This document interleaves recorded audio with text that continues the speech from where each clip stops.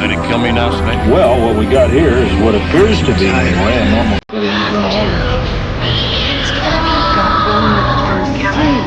The remains of the heads were found buried a mile away. Welcome to planet Earth. Jack Burton in the Pork Chop Express, and I'm talking to whoever... I'm not inside!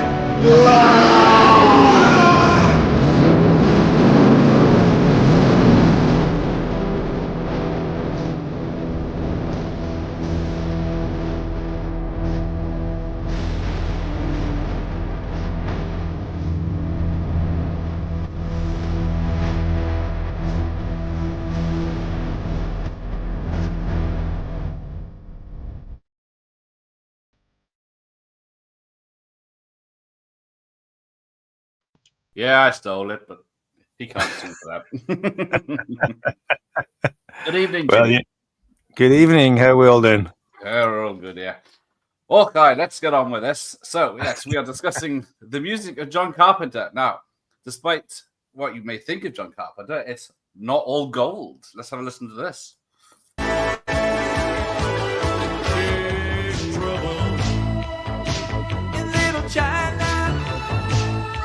We got big trouble here in little China. Now the score is great, but that song does nothing for me. I don't know if you're a fan of it. I am a fan of it, and it's on the album. I hope it would be. I think it's in the end credits, isn't it? Yeah. Yeah, that's yeah. I'll allow that. I'll allow that as it's a quality piece of 80s music, and it just shows you how talented the man is. He writes, he directs, he does the score, and the pop theme tune. Can you name the two of the men in that video, or the? No. Wrong person to this screen. I think one of them's Alan Howarth, isn't it? Apparently, they're known as the Coup de Ville. Coup de Ville, yes, named after Coup de Ville in the 50s. But yes, let me get rid of that so I never have to hear it again. Right. So, yes, I did invite Mr. Carpenter on. I did get in touch with his people. It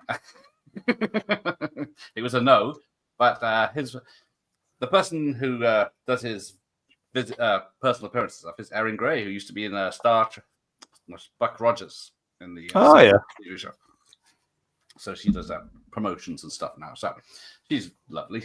But yeah, she let me down softly.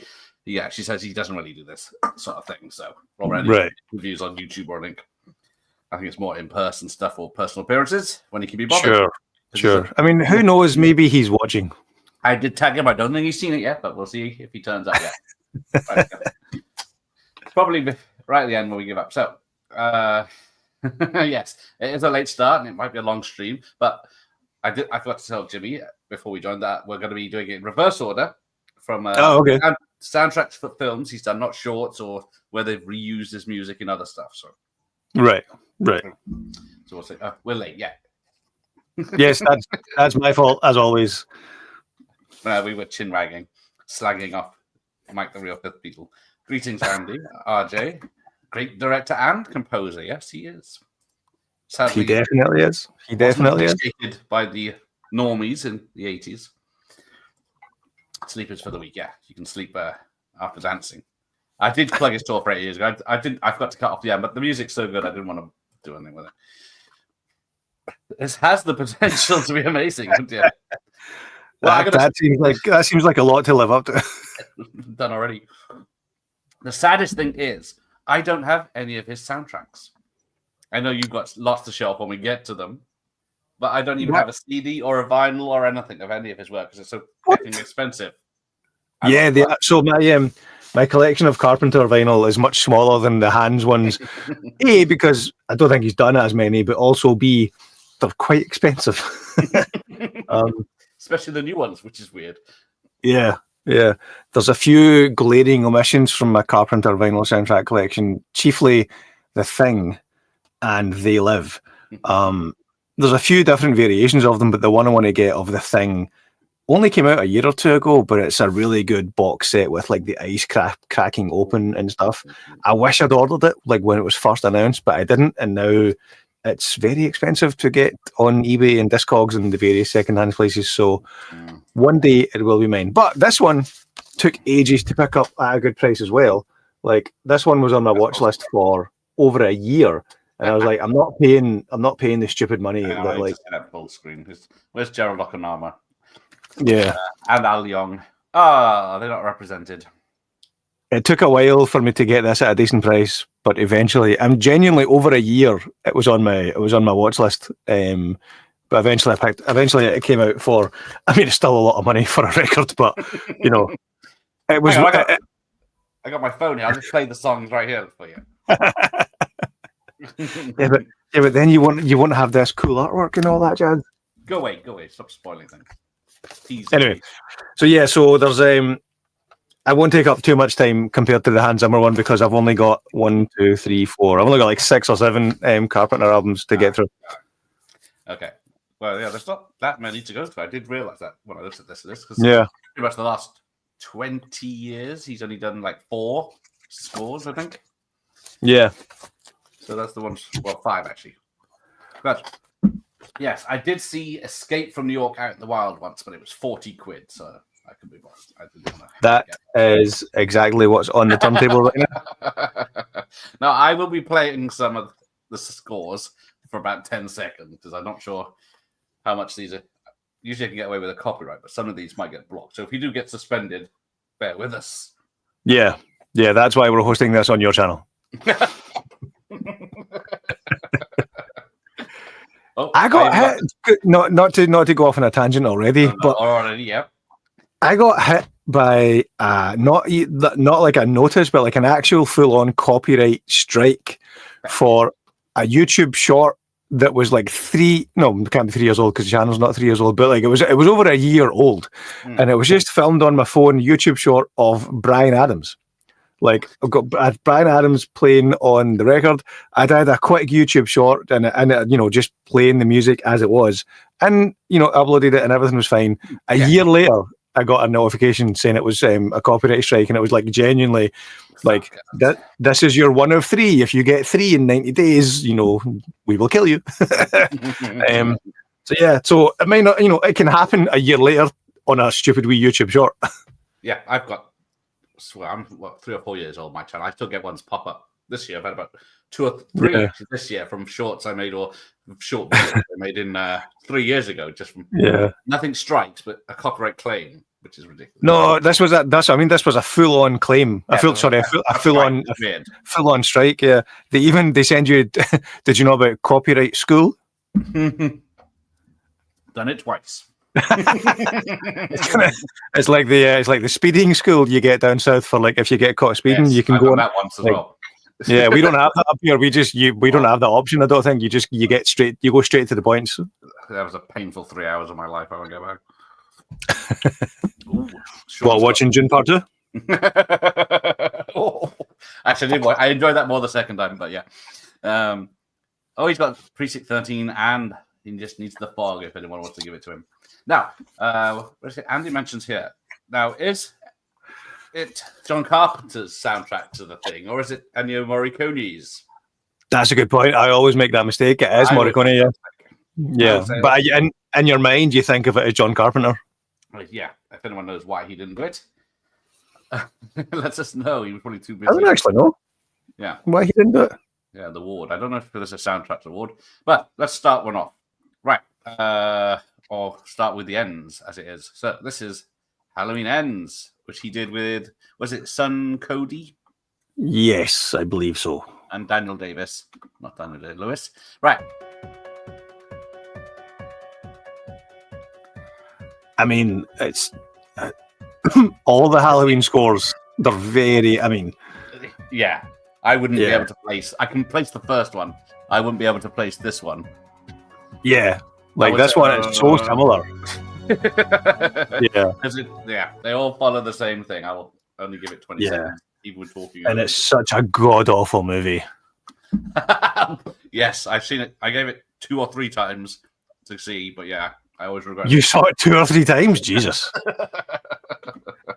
I liked the 2000 like the 2018 Halloween, the remake sequel. I like that. I kind of liked Halloween Kills. I thought that, especially the first half of Halloween. Sorry, you have Halloween Kills, Yeah. but then Halloween. So I was looking forward to Halloween Ends, but like they went off the rails big time with Halloween Ends. I know this isn't, I know we're not reviewing the movies; it's the scores. But yeah, Halloween 2018, pretty good. Halloween Kills, I quite liked it. Halloween Ends, bloody dreadful. Yes, I definitely listened to the score over the film. Saved myself at least half an hour. Yeah, like I would like if and when I see any Carpenter scores, I'll for a good price, I'll pick them up. Like as we go through them, you'll see I've got some random ones because they were a good deal. Can't go wrong with that. So Yeah, the difference between Kills, just more piano on its own. right. Otherwise, it is just a bit of all singing as well. But still, it's the Halloween theme. It's what's it? 3 things on one finger on one hand and 3 on the other. I have played it back in the day, but yeah, it's not difficult to play on the piano. I remember playing it in high school on the piano, on the keyboard. Yeah. Yes, but it's the best bit is a dum dum dum. It's instantly recognizable more than the trying to work out the. But yes, Yeah, for sure. but yeah, hopefully, yeah, pay them in for those, or is it? We'll let you do the score, but if you give us your blessing. The Kills, I think, is the same. Yeah, Cody Carpenter and Daniel Davis from the original soundtrack.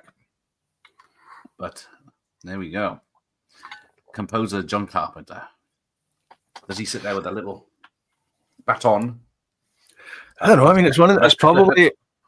I mean, movie quality aside, it's probably a difficult task doing a score to a sequel because, like, you want to keep elements of the main theme, so it's recognizable, but you want to make it different enough so it's just not a complete rehash.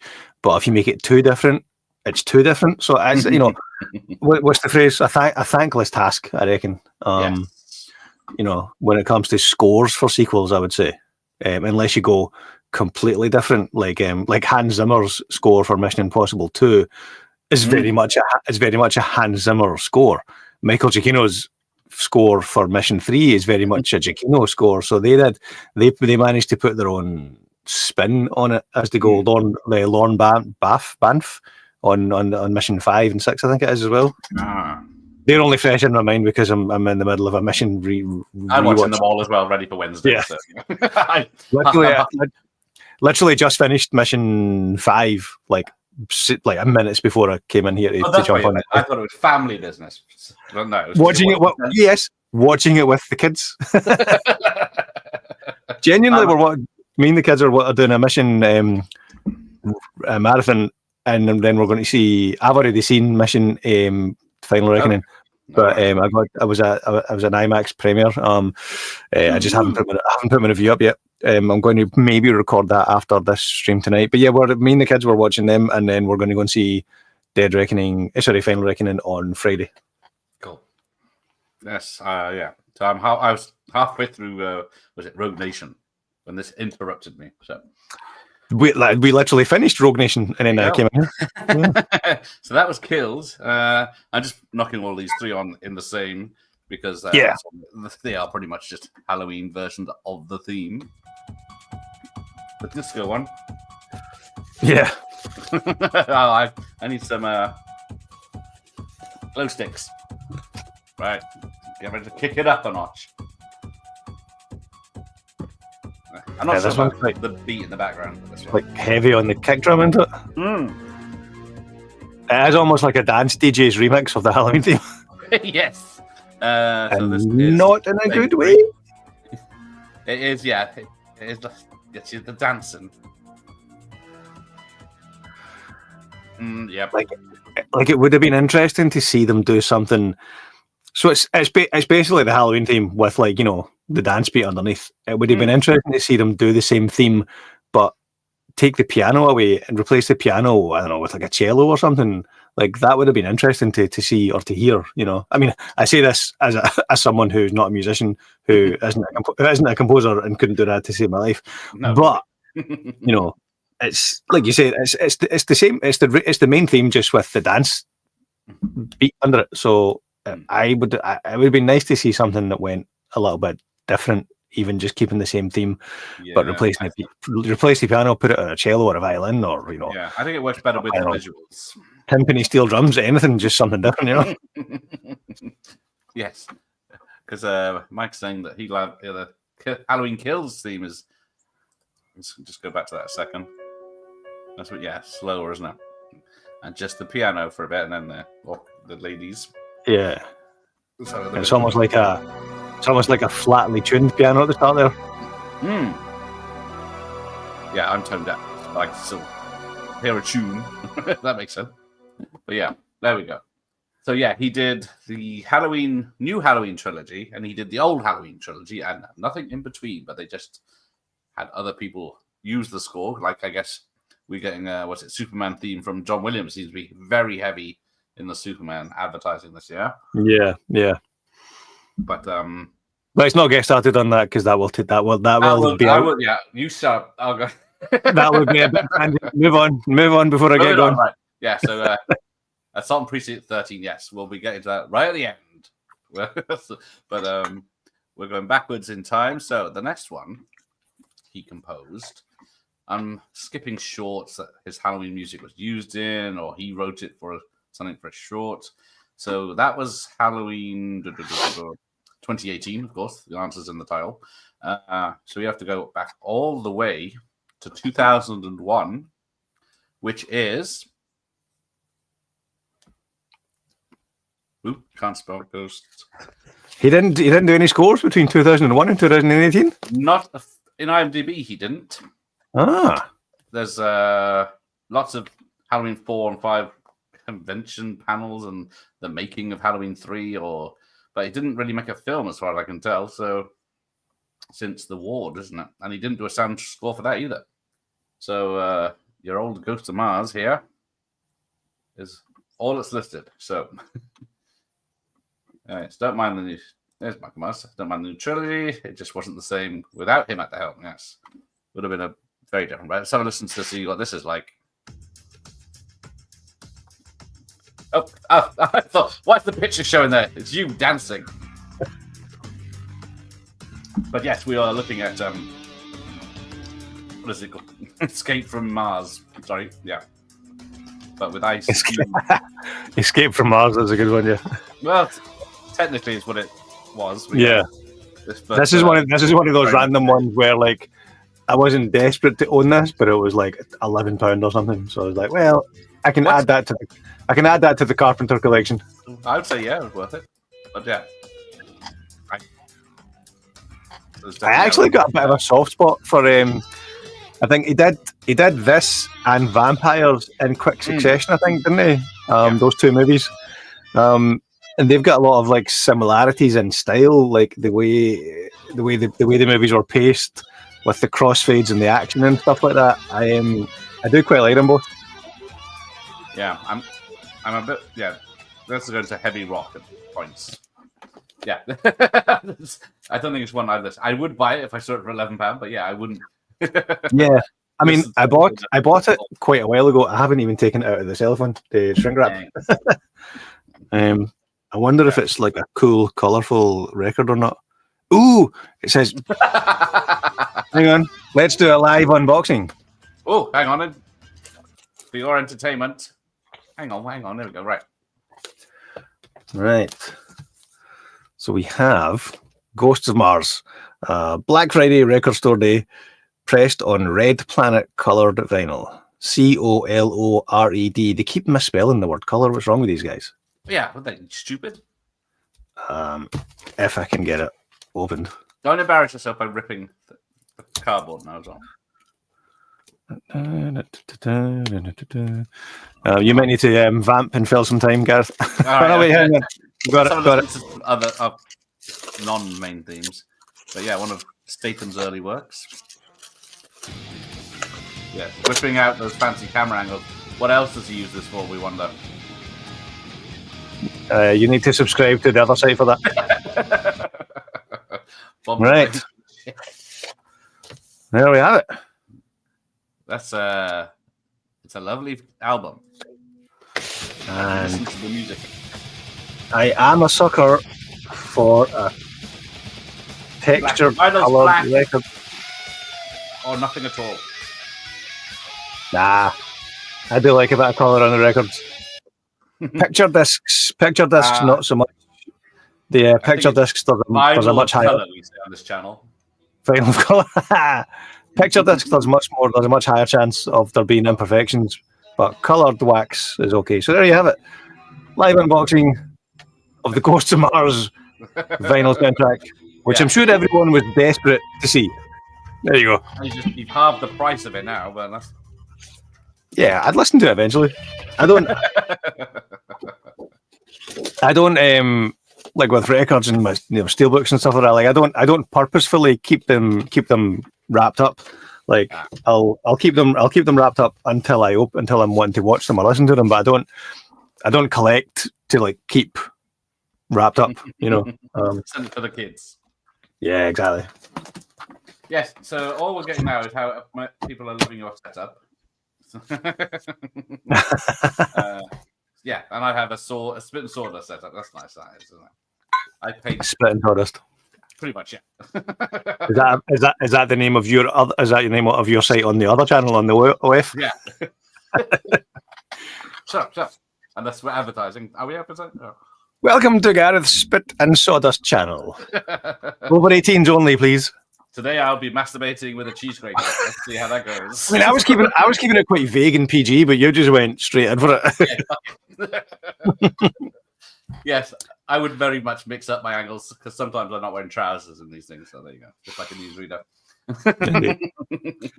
I mean, I'll let the audience's imagination run wild as to whether I'm wearing trousers or not. Oh, there we go. Of course, being Scots, it's a kilt. Indeed. And I own my own kilt, so I'm a true Scotsman when I wear it.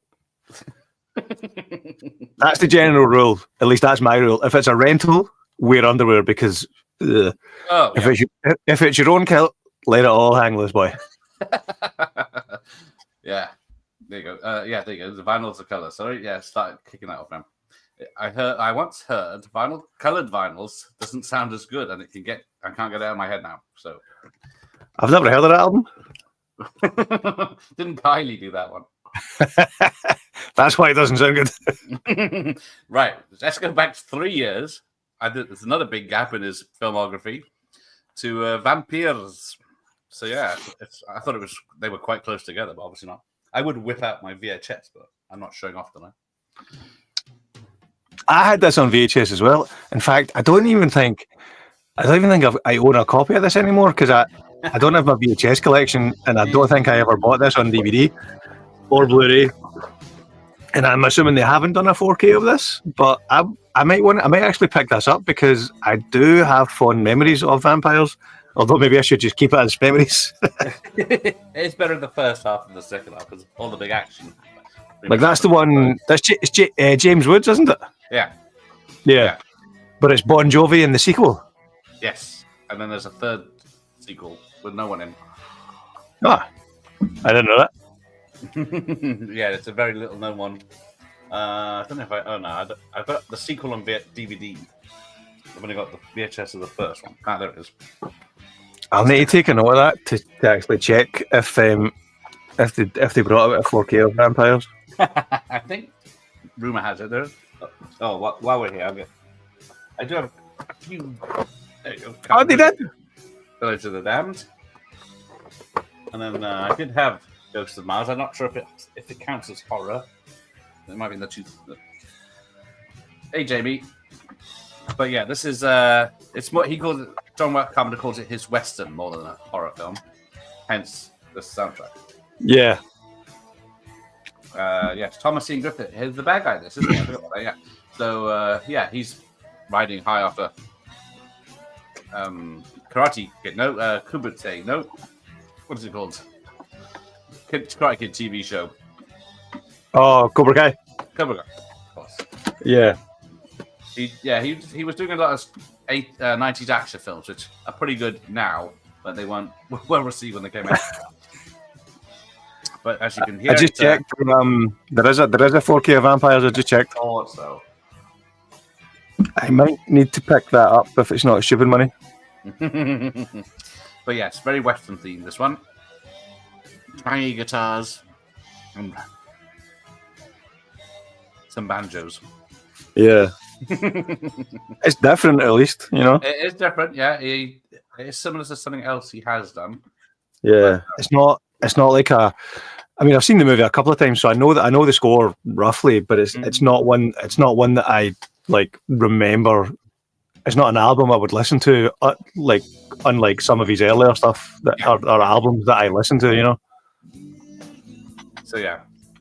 And then, as we go through the teaser. But, yeah, there's... So is that...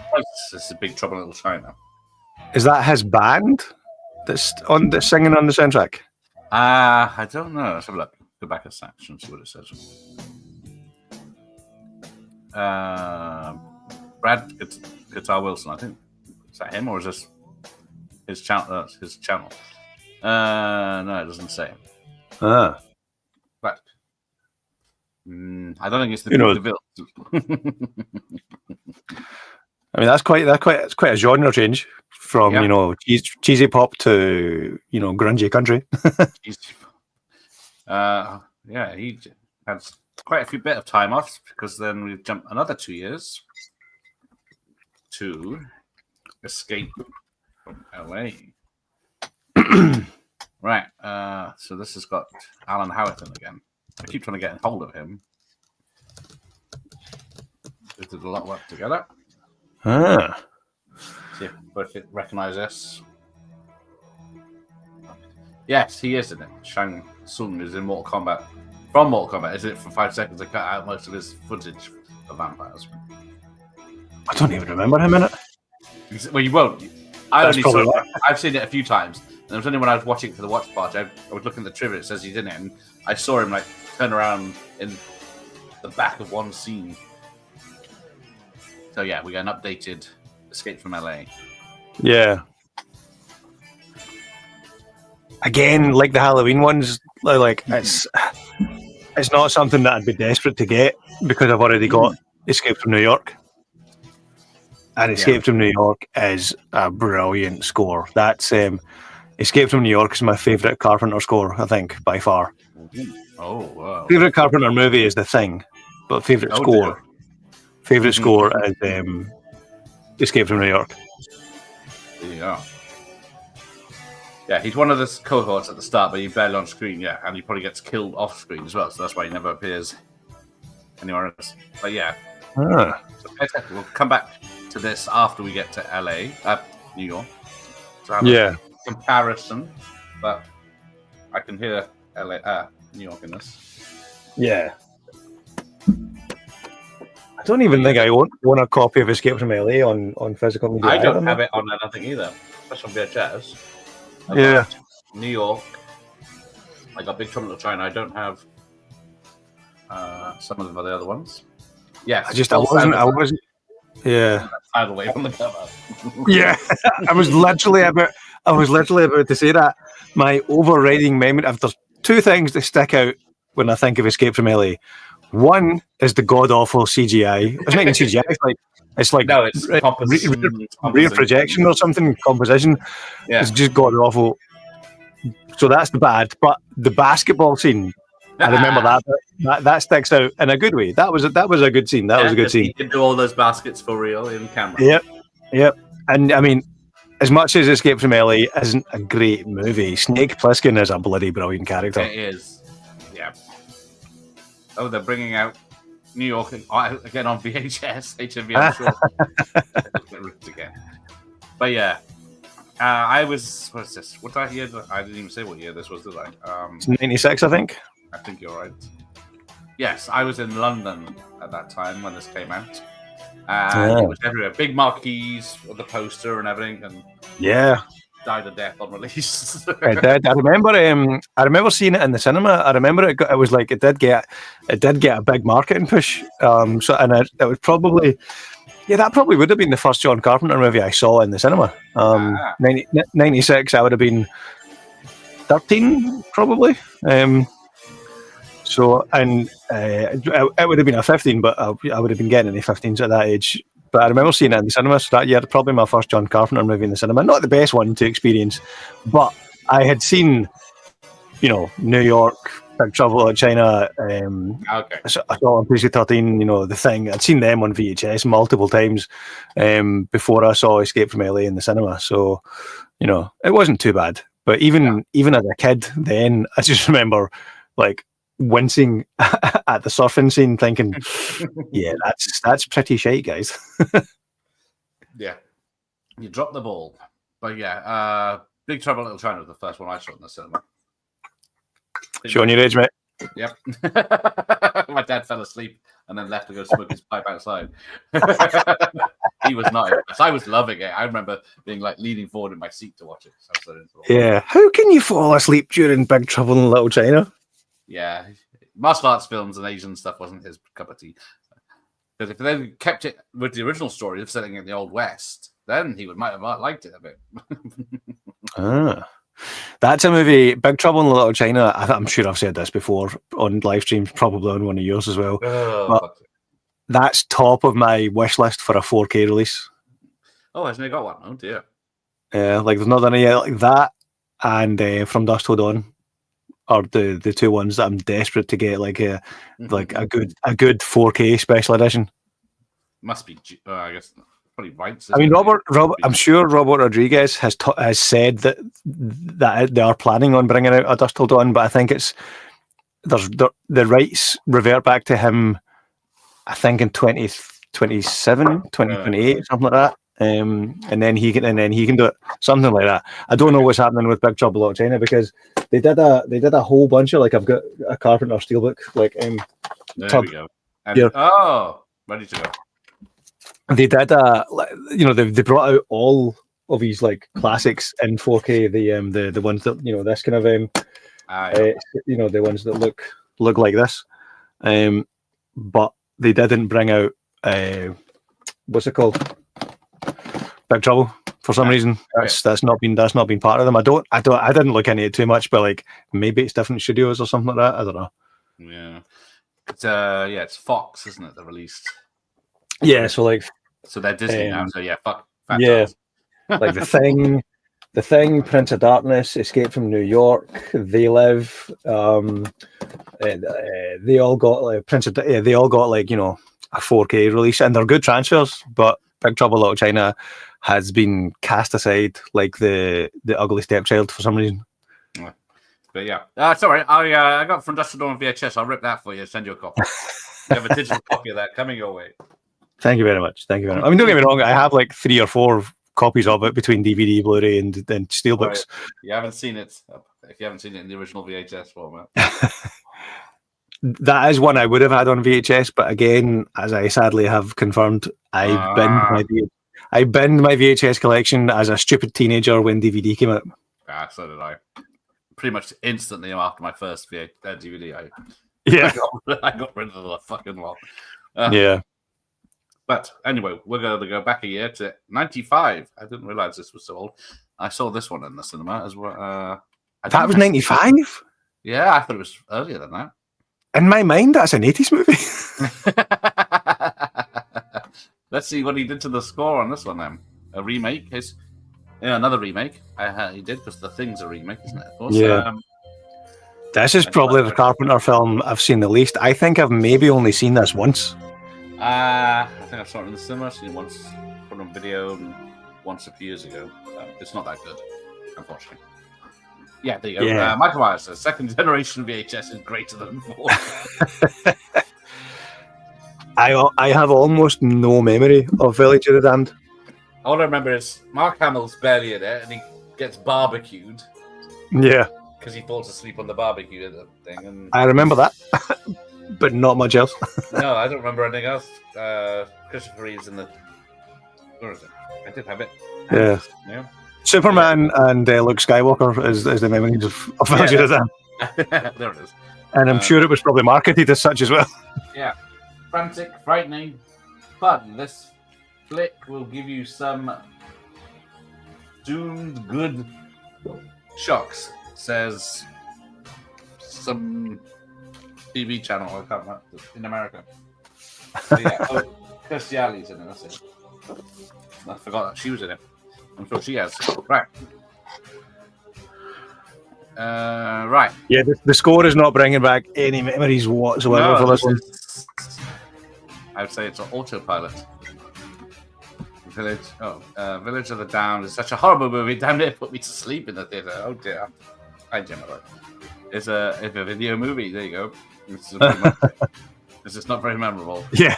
You're trying to do Hans Zimmer here by the sound of it. Feels like a TV movie miniseries. El Dorado is a better than is much better than Escape from LA. Eloy. Superman versus Skywalker. Yeah. Yeah. You've seen Final Destination Bloodlines tomorrow. Hello, Anthony. I saw that on Friday night. Myself, my good lady, and our oldest went to see it. Yes. If you like the franchise, you'll like this. It doesn't, it does what I say on the tin. It is what it is. But yeah, I'm no rush to see it. Not the biggest fan of the franchise. I've seen them all, but yeah. Oh, I loved the first one. In fact, again, tangent. My first ever, I'm doing a wee video about my first ever DVD, and it was the first Final Destination. Yes. You're very lucky with that question that you ask people. They seem to like that. Yeah, that's a good one. People respond to that one quite well. Well, everyone over the age of 25, 30 likes that question. I was going to say, where's Final Destination? It's in the 2000s, isn't it? Yeah. Fantastic. So this was my. So I've done I'll be putting a video up in the next few days about this, my first ever DVD. Are you advertising your channel? Of course I am. I'm not shy about it, mate. Everyone go and subscribe to my channel. Thank you. Fine. Anyway, back to this soundtrack that we're supposed to be listening to. Yes. I mean, it's probably no one's going to think of that as his best work in terms of movie or soundtrack. Hey, he might. True. Who knows? But yeah, he's too busy smoking weed, as someone said. Right. There you go. There's his link that he's been proud of. You are too kind, Gareth. I am too kind, aren't I? Right, that's enough of that noise. Right. Let's see, where are we going next? Because this is where the rap breaks down. We go back another year to 94. In the Mouth of Man. Yes. Here we go. This is a good one. 17 years ago, this was on. Yeah. Starts off slow. It's a memorable one. Oh, there you go. I'm smoking weed, and I think the music sucks. Even that would help you. I haven't read it fully yet, but my partner's just finished Sam Neill's book, and apparently it's quite good. The man that could have been Bond. She didn't mention too much about that when I asked her for a quick review. I was more interested in. I wanted to hear what he had to say about Jurassic Park and what he had to say about Event Horizon, because I bloody love that movie. Yeah. And then we'll never see the full version. You store film somewhere, it doesn't survive very well. Oh wait, I need to go and get this because I found it literally today.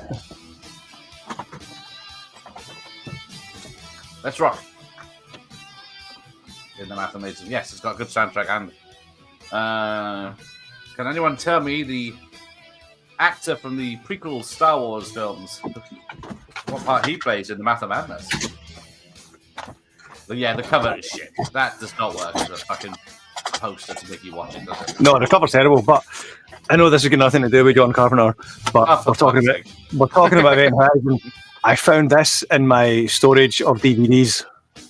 You bastard. The Event Horizon Space Pack DVD thingy. That's nice. It is. Has it got the cut section out? No, no one has that. That made it people throw up in the aisles, allegedly. But this is one of those, like, it's such a beautiful piece of physical media. Like, yeah, Josh is going to be googling that now to get one. Because even the case is it's better than the movie. Yeah, that is quite a nice one. Reminds me of Deep Space. Oh, is it Deep Space? The game? yeah, Oh, yeah. it looks like that. Yeah. Yeah. It was But Hayden Christensen, kid on the bike in the mask, the old man mask. Yeah, there you go. Right. Oh no, it's only halfway. It's.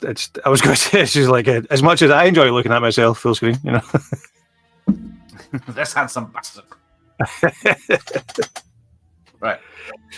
Yeah, Myth of Madness. I don't own that one, but it is a memorable score in that, like, you play that, I know what it's. I know that's Myth of Madness. Whereas Village of the Damned, I couldn't pick that out of a lineup. Well, yes, I will be testing Jimmy with a music quiz next time he's on. I forgot all about that, so yeah, it will be. I thought it might be just narrow it down to superhero themes. So too easy. Yeah, we'll see. It's not gonna be just fucking Batman '89. There's gonna be some curveballs in there. Are you going to try and trip me up with like the reprised fix on the Batman Returns album? Or like just like one note different. Challenge accepted. JC, when his play music when he came to UK, one Halloween. Of course you'd be there, Michael Myers. Yeah. Guest of honor.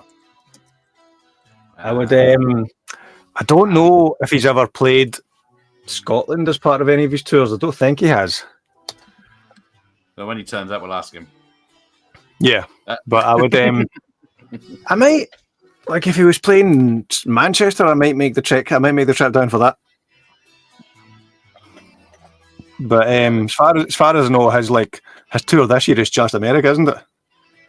Pretty much, yeah. I don't know. He doesn't like to travel. He does one Comic Con here, doesn't he? I think the Liverpool one, or the Manchester one. Yeah, I think he did the Liverpool one, yeah. Which I was almost working at, so that would have been cool. Yeah, that's not a good story. I was almost at a concert. I was almost at it. And your picture quality, yeah. He's got a good camera. I'm not wasting money on a camera. You don't want to see HD. That's it's a so the main camera here is a Panasonic GH5 with the 17.5 f1.8 lens. So my day job is like my day job is videography, is corporate video and stuff. So I've got access to good toys. Yeah, mine is a Logitech that retails at £19, but I got it on eBay for $25. Logitech webcams are good. One of my on the other station just off camera there is I've got a Logitech C90 webcam that's good. As webcams go, you can't really beat that in terms of bang for buck. Yeah, if you're being a cheap ass, yes. No but yeah, there it was in the Mouth of Madness.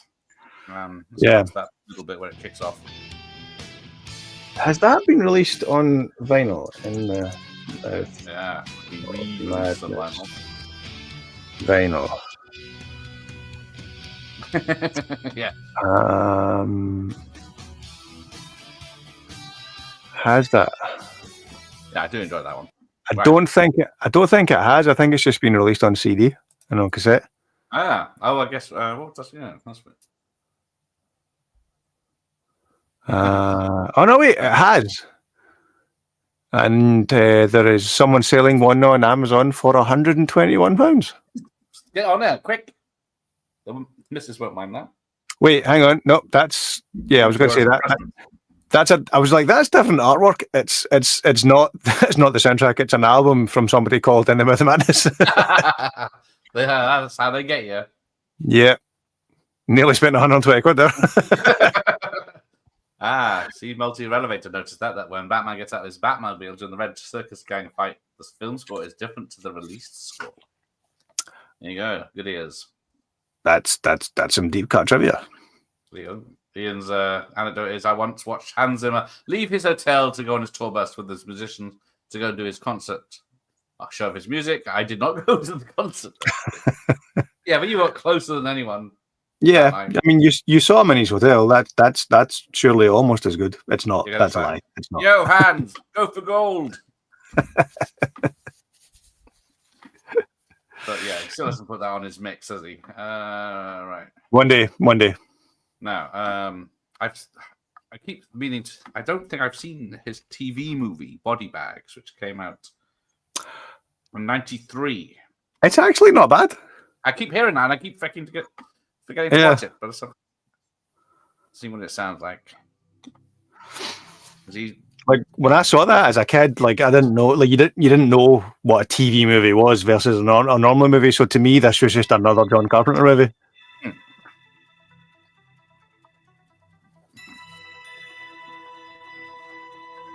But yeah, again, I'm not sure if I would know this, if I could pick this score out of a lineup. I was going to do this as a competition, but I can't share it and hide it, so I'm going to work something out. When I do the quiz, that it doesn't show the name of the fucking song. Yes. Because I think if I remove it, can you hear it? Nope. No. So I have to show it. Right, it's kicking off. Oh, you'll need to rip the video as an MP3 and rename it so that I don't see the name. Yeah, this is going to take time, isn't it? Yeah. Yes, but I have heard it does Body Bags references Haddonfield on the radio at the moment as well. That's right, yeah. But it is a bit of rock, as expected. I did think that Skywalker was in this one. I couldn't remember.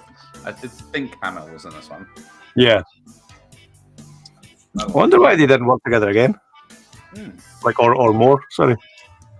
Well, yeah, I guess they gave him the small part. Yeah. In that. I mean, it's not like Mark Hamill was like massively busy during the 90s and the 2000s. Yeah, but again, like, yeah, he was great as the Joker, but like doing the voiceover work, it's not like he's doing 24 episodes of a TV show every year. Yeah. Yeah, when you watch a Carpenter film, it's take a shot every time you see Buck Flower. So he's a tramp in it again, like he was in They Live. But yeah, can't say I pick this to listen to out of all of them. Let's skip ahead a bit. Turn off autoplay. Right. Play. Yeah, I genuinely think I couldn't pick that out of a lineup, but I reckon I would guess that's it. You know, it sounds like a John Carpenter score. Oh, yeah, but you can pick it up and say, it's John Carpenter. But yeah. See, Mark Hamill was doing, 4 episodes of the Flash as the Trickster. Nobody tricks the Trickster. Don't get me wrong. I'm not having a dig at Mark Hamill. I'm just saying, in the 90s and the 2000s, the 4 episodes of The Flash and, you know, the voiceover work for the Joker, it's not going to fill 20 years worth of work. Let's be honest. Right, now we jump back 5 years. He must have missed out. Hang on, let me just check what films he directed but didn't. Whatever he did. That's writing. I went the wrong way. Right. Music department. For fuck's sake. That's directing. Well, you're finding that. Yeah, what are you showing off? I don't have a copy of the score for this yet. I'm waiting for it to be a good price, but I do have 2 copies of the Steelbook. Just in case. Just in case. So where is it? He did... Memoirs of the Visible Man in 92. Oh, that's the only thing he did. I thought there was 1 or 2 things, but no. Oh, wait, are we not going on to They Live? No, I was just looking at what he was doing in between... Okay. Now we are. So yeah, 1988 was his last 80s film. Where They Live. Let's watch the full movie, shall we? It's free Sure. on night. Yeah, nearly 1 million views. Full movie, free in HD on YouTube. Right. Let's have a look. Play, you bastard. Again, as much as I like seeing myself full screen indefinitely. All right. I can't find. I got so many browsers open here.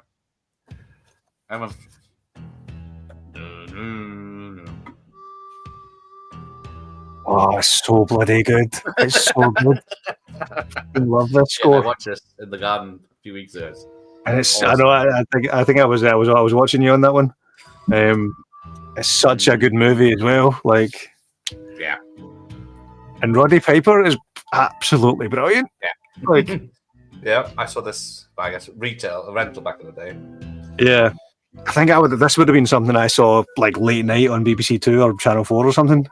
But I didn't know he was a wrestler back then because we didn't have more than 3 channels. And the Yeah. British wrestler, and he wasn't in. Yeah, I subsequently obviously knew him more as a wrestler, but when I first saw the movie, I don't think I would have known that's who he was. Yeah, Or did I? he 'Cause I'm trying to think. Because I still do watch wrestling, but I was big into it as a kid. I'm trying to think. So right, this is what year did They Live? 88. So I'm 5. Hogan and Warrior. Oh, Hogan and Warrior was like what? 1990, 90. Yeah, no, I think I probably saw him in this first, and then it wasn't until his like second run in wrestling in the early 90s. Yeah, so I probably knew him as the guy from They Live before I knew him as the Scottish wrestler. yes, he wears a kilt, doesn't he? Yeah, he's Canadian, I think, isn't he? Well, so I guess so is Mike Myers, but yeah, he still claims to be a Scottish Yeah. heritage, even though his dad's a Scouse. And of course, everyone knows the first genuine Scottish champion in wrestling is Drew McIntyre, aka Drew Galloway. There you go. There you go. I knew that. Right. Yes. Hi, Shane. John Carpenter is awesome musician. Yeah. But apparently, Mike is not a fan of this. Oh, wait, hang on. Not a fan of the score or not a fan of the movie? Because I can forgive you for not being a fan of the score. But if you're not a fan of the movie, then we need to ban you. I'm sorry. Yeah. Members of the original band's all right. It's not really a funny Chevy Chase film or a great Carpenter film, but it's an entertaining film to watch. Yeah. But he didn't do the soundtrack. That's why one of the reasons it's cack. It was True. a job. Yes, love wrestling. Somehow it keeps fucking happening on this channel as we talk about it. Quick straw poll while we're doing this one then. If you were only to keep one steelbook, which one would you keep? Shit. Because original cover. I'm having a bit of a space issue.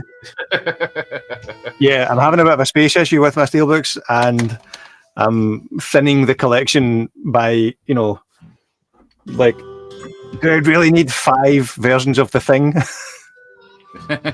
I think I've got 6. So, you don't like the movie?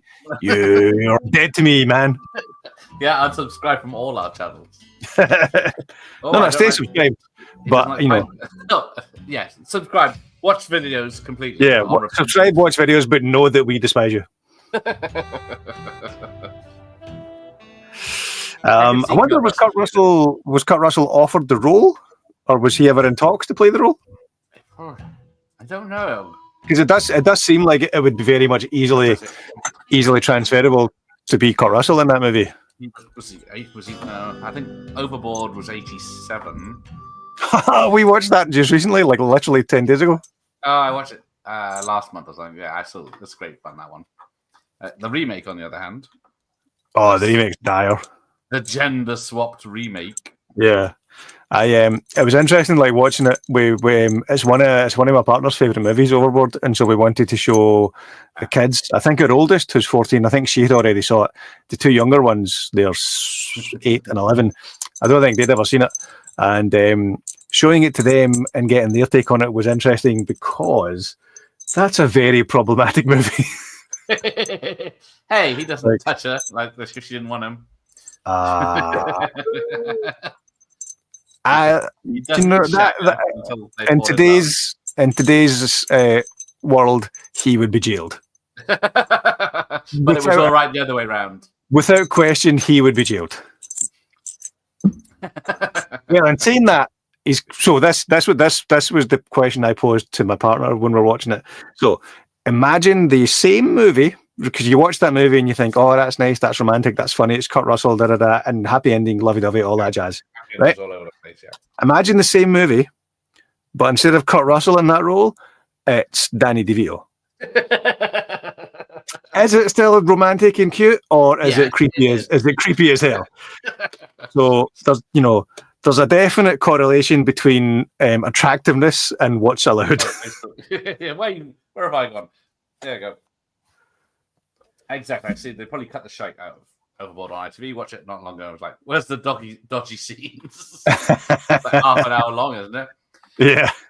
Right. Kurt Russell was doing Tequila Sunrise in '88, so that's probably why. Right. It might not have been available. And then Tango Cash, someone said in '89. But yeah, you could totally see Kurt Russell as. Oh, I had the character's name. What's the character's name? Crap. Oh, I can hear it as well. Kurt Russell, where is Jack Burton? Me, Dean Prophet. Is it Dean Prophet? Yeah. Yeah. I would not have got that. No, and They Live. What's his name? And was Roddy Piper's name? In They Live? Roddy, Nada. As someone said. Nada. Yes. Like you could totally see Kurt Russell playing Nada. Bad Billy Pratt. Yeah. Yeah. See, you've upset the DeVito. Hang on, I need to change the banner here somewhere. DeVito is pure. Yeah. I mean, You've seen him naked coming out of a sofa, then yeah. Yes, he does.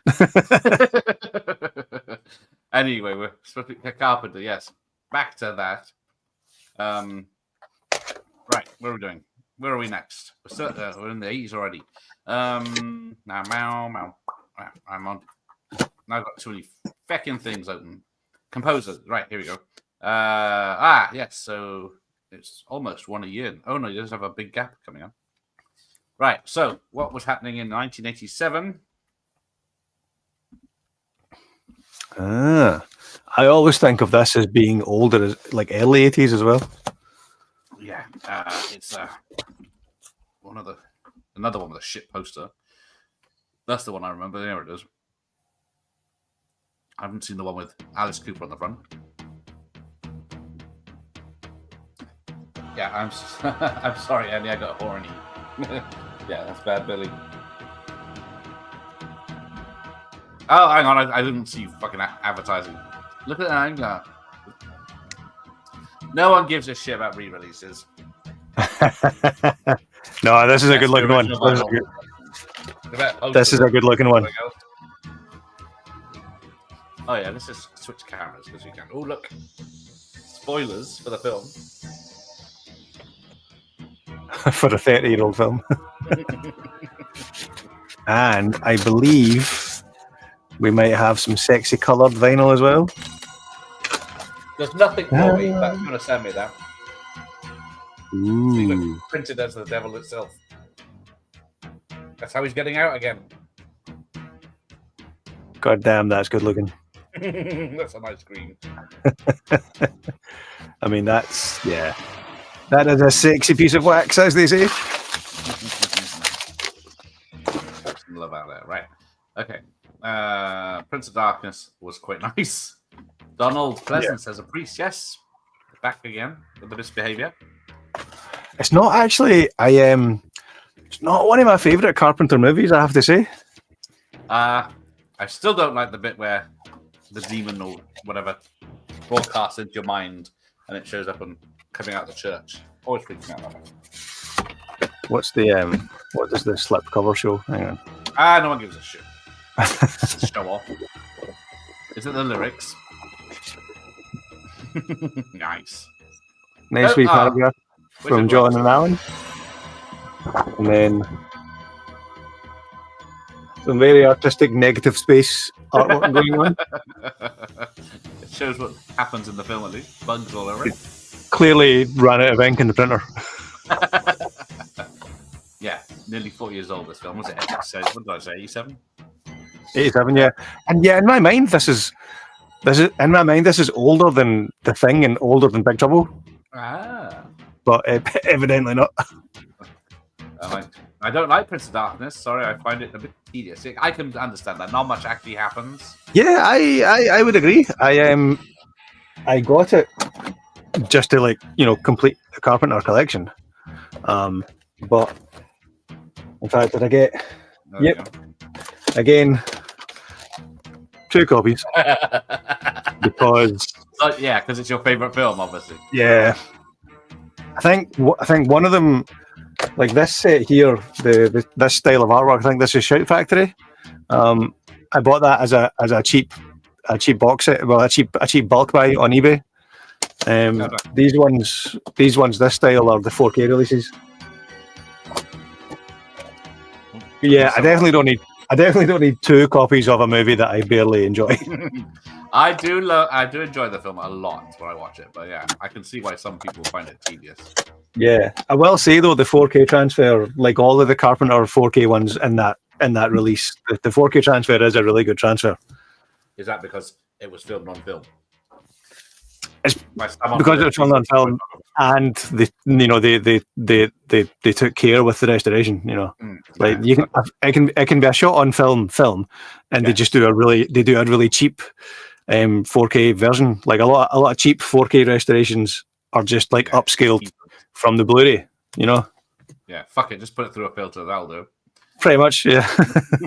There's some shocking examples of that. Some cinematographer was Gary B. Kibbe. Or Kid. He's passed away, unfortunately. Do we know him from other movies?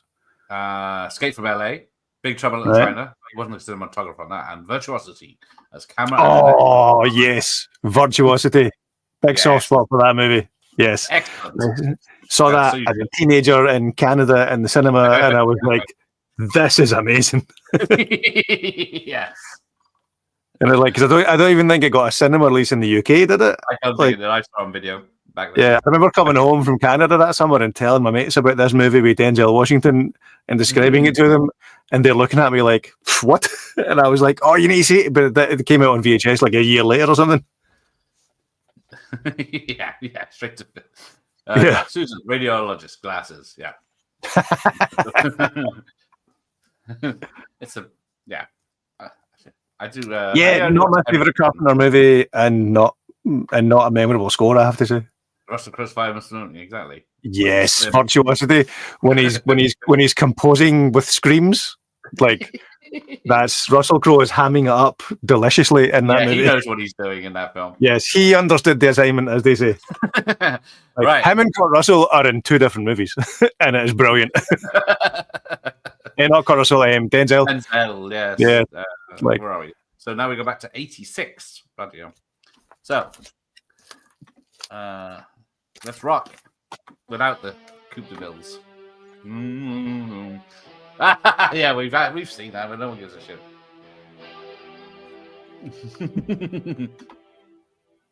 This is kicking it. Yeah. In association with Alan Howarth. I love how it says that. Oh, we're unboxing again. Oh yeah, because you need to see the you need to see the artwork on these.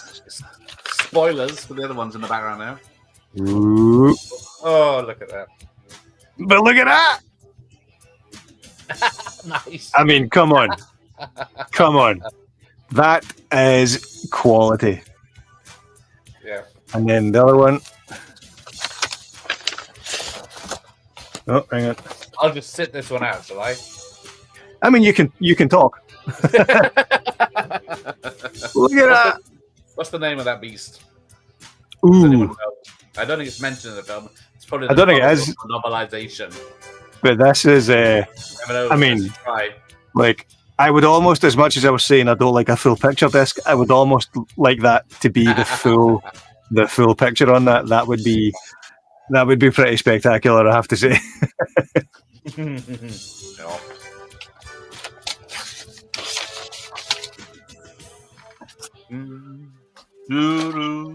Yeah, I watched this one again the other night as well. Yeah, when I was deciding on my favourite score, it was almost this for John Carpenter. I can understand that. I can definitely. Escape from New York won, but it was almost this. Ah. Yeah, this film is so awesome and it bombed hard. Yeah, that's right. Wales Yeah. enjoying it. Have you ever listened to the DVD commentary for this movie from both John Carpenter? Probably did way back when it came out on DVD. I watched all commentaries as soon as I got them back then. But yeah, It is hands down one of the best commentary tracks ever. Like the two of them, like they've got such good banter and such good chemistry. Like it's honestly one of the best commentaries ever. And there's on the DVD as well. There's a lot of in fact, speaking of first DVDs, fucking hell. I can't find. isn't it? I've dropped it. Oh, no. I can't remember when he says that. Raining cats and dogs, but then it's the name of the game. What do you got? Hang on, keep still. Focus. Oh yes, there's the DVD. That's the one I had. Yep, that's it. That's good. Just set. I don't know if it's on the Blu-ray, but the DVD is just packed with extra features. They've got like there's a lot of it's a hair in front of the lens. Hang on. There's early 70s. Yeah, yeah, it's the 70s aesthetic. The disc 2 on this one was just packed with extra features. They've got like there's loads of deleted scenes, but they're so low quality. It's almost charming. It's from a work print. 16mm that was then copied onto VHS. That's been copied and copied and copied and copied and copied. It's so bad. It's such low quality, but it's just really cool to see the deleted scenes for that movie. Yeah. So this was the last but one time he worked with Kurt Russell. I just looked at. The next time was Escape from LA, nearly 10 years later. That was it. Crazy. Maybe we'll get a third Escape movie. Fourth. Escape from the old folks home. There's that one with the Australian actor Guy Pearce that Carpenter sued them because it was so close to Escape from New York. Right, that was lovely. They did one for The Thing and New York too. There you go. The commentaries. Yeah. I did. They're all good, but the one because Big Trouble is a comedy, they're having a laugh as well, you know. Right. Where are we?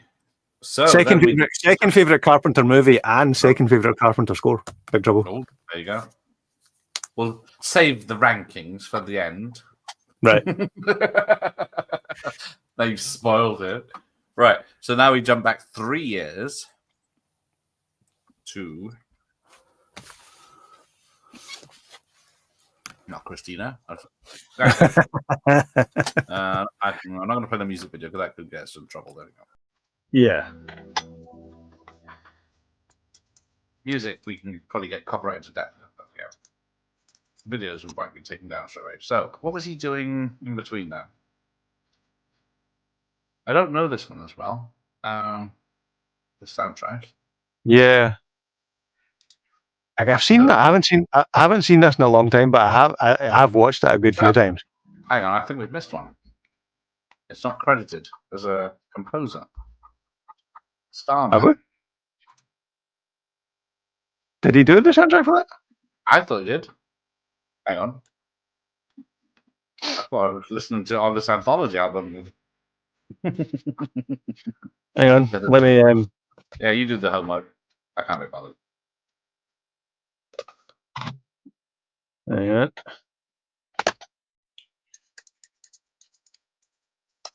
This was the one he laughed. Oh, this was the last one he played at his concert. It was awesome. Well, how old is he now? He must be 70s.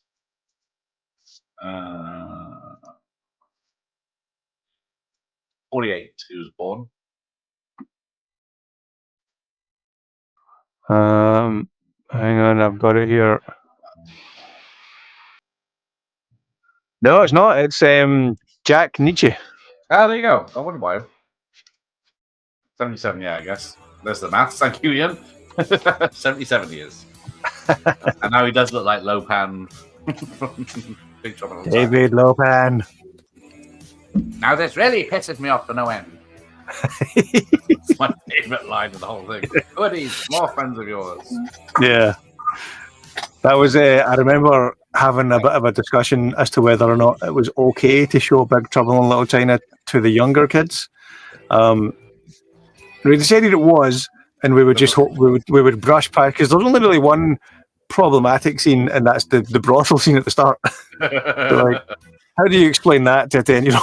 It was like, but I remember watching it as a 10-year-old and not giving it a second thought. So, you know. Yeah, exactly. You know when your dad goes away on business and your mum's not around. And there's no money left in the accounts. And my kidney's missing. Yeah. Yes, or his body bears. Mortis is this. Indeed! Yes! Indeed. Good old James Hong's still 90 something. He's still active. Yeah. Bless him. Bastard won't reply to me though. Right. Yeah. So back to Christine then. It's probably again you recognise it as a Carpenter-esque score, but I wouldn't. I don't think I could pinpoint this as specifically Christine. No, I wouldn't. When I came on the other night, I was like, "Oh, what's this?" So I read the anthology in random, and I had to look to check what film it was. Yeah. Yeah, Big Trouble was only PG in the cinemas. Yeah, that's really how I got in. Because I wasn't 15 in, was it 1986? DVD's got it as... It might be cut. DVD's got it as a 15. Yeah, lightweights. Well, that could be the extras. Aha! But it's probably gone up and down to a 15, to a 12, and 12A now, probably, because of the stereotypes. Yeah, probably, yeah. Even though it's the most Asian cast of an American film ever, I think. But it's a bit this is an album. The anthology album, I was almost sure I owned that on vinyl, but I could not for the life of me find it. But that's probably more due to the fact that my collection is embarrassingly disorganized. So yeah, it's a 15 still. This one contains strong violence. I don't know what film they were fucking watching, but it came out as a PG with cuts. 1 or 2 cuts. Oh, that's it. That's the cuts information. 1 or 2. Yeah, warning contains entertainment. Exactly. But yeah, that's Christine. Bless her. Not a film I watch a lot or seen a lot. Yeah, it's not a terrible film, but it's not going to bother the top 5 Carpenter movies, is it? It's not up in my Stephen King film section, not my John Carpenter section, right? Oh, there's a random question. If you were categorizing all your movies based on like collections like that, would you put Christine in the Stephen King collection or the Carpenter collection? It's a tricky one. But does say John Carpenter's? Because he has to have his name on it, doesn't it? I think there's the picture there. Yeah. So you'd put it with John. You'd put it in the. Well, no, I'll tell a lie. It is in the Stephen King section now, so that's where. There you go. I don't read. Yeah, but that is the title on the front. There's John Carpenter's Christine, doesn't it? Fair enough. Yeah, actually, it's a Stephen King adaptation that he hasn't disowned. Have you read? Are you a big reader? Have you read any Stephen King books? I read them in the 90s. I am not a big reader at all, so yeah. I haven't read any Stephen King books.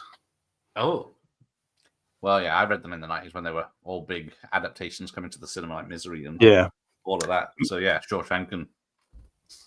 But, yeah. My partner's a big reader. She's got all, I think all, like, well, maybe not all of them, but she's got like a big Stephen King book collection. So it's always interesting to have a chat with her about, like, you know, the differences between the book and the movie. Oh, I say that. My wife's a big reader too. That's why I'm down there doing this. But yeah, but she reads light thrillers or rom-coms more than anything. So no help to me. Ooh, I'm always of the opinion that if it's good enough, they'll make a movie, and I'll watch that. Exactly. Buy 2 copies, yeah. Put one on each shelf. Yeah. Genius. Exactly. Yeah. He already has 2 copies of most things, so Yep. That's a good. Yeah. I could. You. I mean, you say that, but I don't think I own a copy of Christine. oh, there you go. Yeah. I have Yeah, 5 or 6 versions of the thing, but 0 copies of Christine. I bet they're all better pictures than my one that come up. But yeah, he does say "fuck it" when he slices the paper door. Hello, fuck it. Yeah, It's such a quotable movie though. Like yeah, it's you could be able to write it, that one. Just reenacting the whole fucking thing. like I still to this day, like if I'm giving someone directions, I'm like, go right down that alley. Go right now. But anyway, back to my show. Oh, here we go.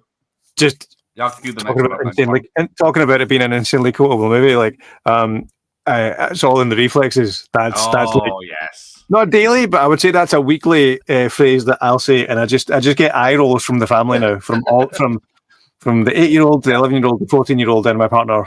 They just eye rolls. I never drive faster than I can see. Besides that, it's all in reflexes. Exactly, it's no one. Goodbye. Yeah. It's a good knife. Goodbye, Mr. Burton. My son. Now I want to watch Big Trouble again. Exactly. Fuck that shit. Let's go watch the film. Right. Anyway, back to some more synth music, please. Oh, is he? Yeah. I forgot he did 3 as well. I forgot he did 3 until I looked this up. But yeah, him and Alan Howarth. But yeah, I wonder if he's responsible for that annoying "3 more sleeps till Halloween." Like that just sticks in your head. Something. I think that was Alan Howarth that did.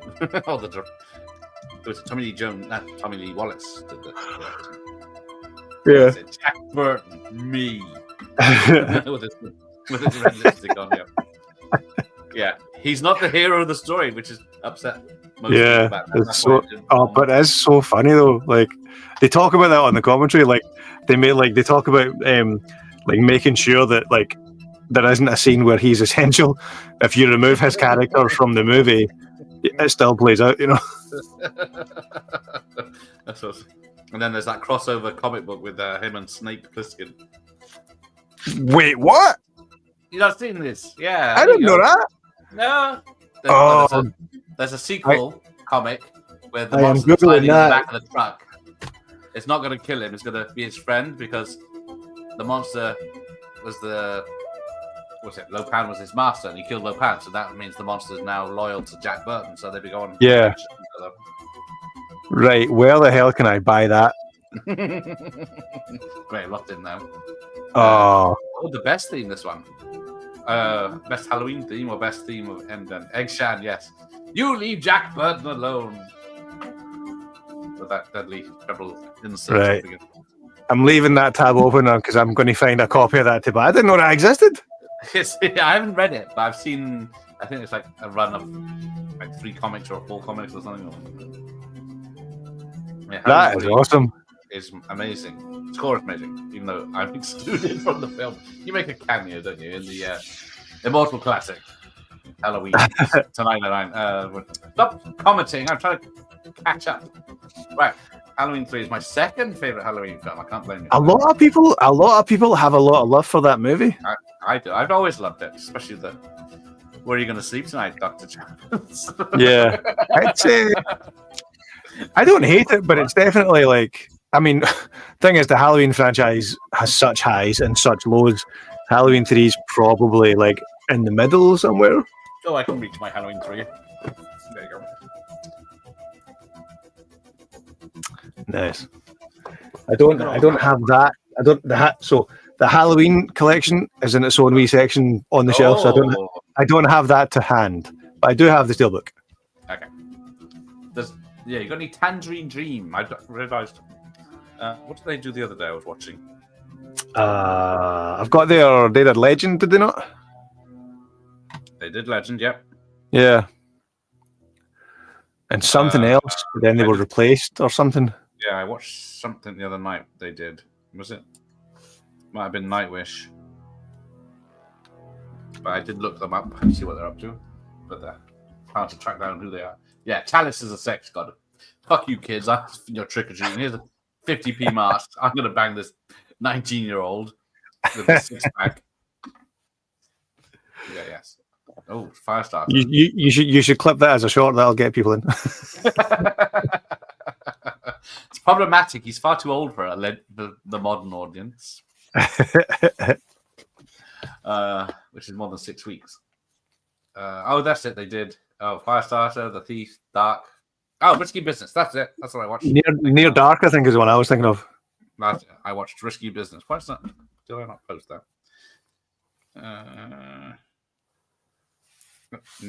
Oh, yes, I did. So, yeah. That's you. Thank you. When I watched Halloween 3, I was the only one that liked it. Now everyone likes it. Yeah. I never knew the hate way back when. I never really came to the Halloween franchise until much later in life. Like, I saw the original many, many times.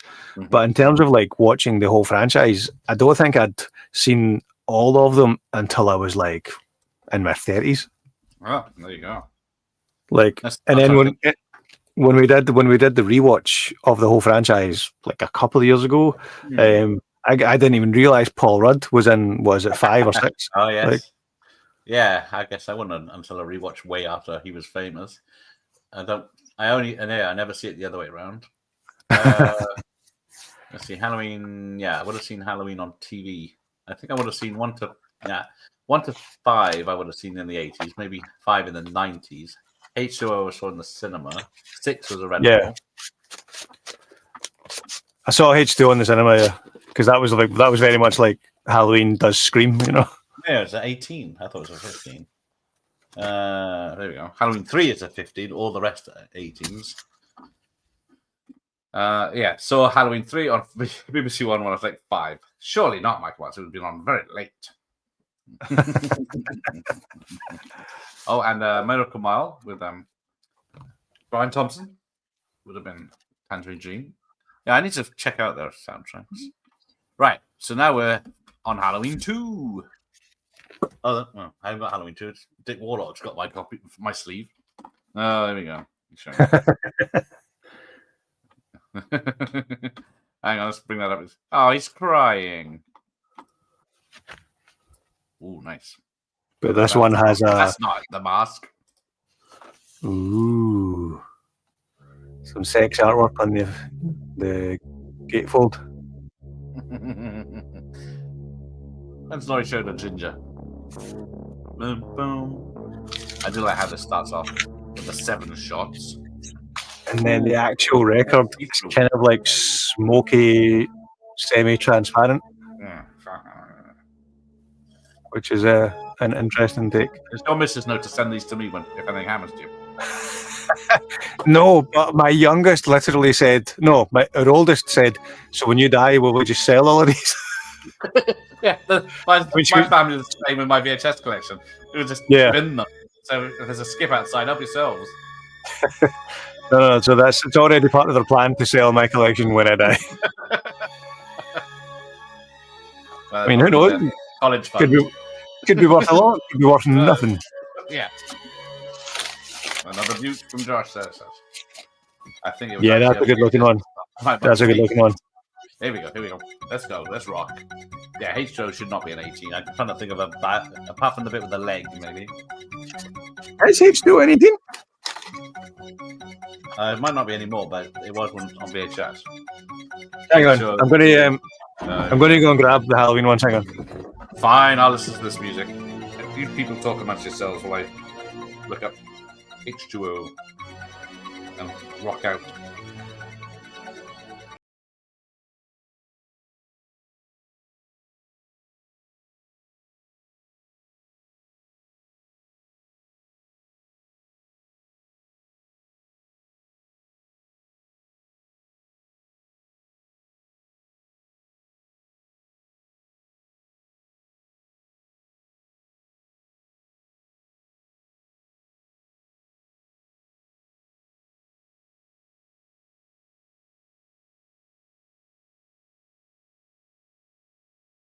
Definitely a more funkier version. We'll play, was it 2018 Kills and ends. It ends with an Amazing Grace. Come sit on my face. That's not the PG version.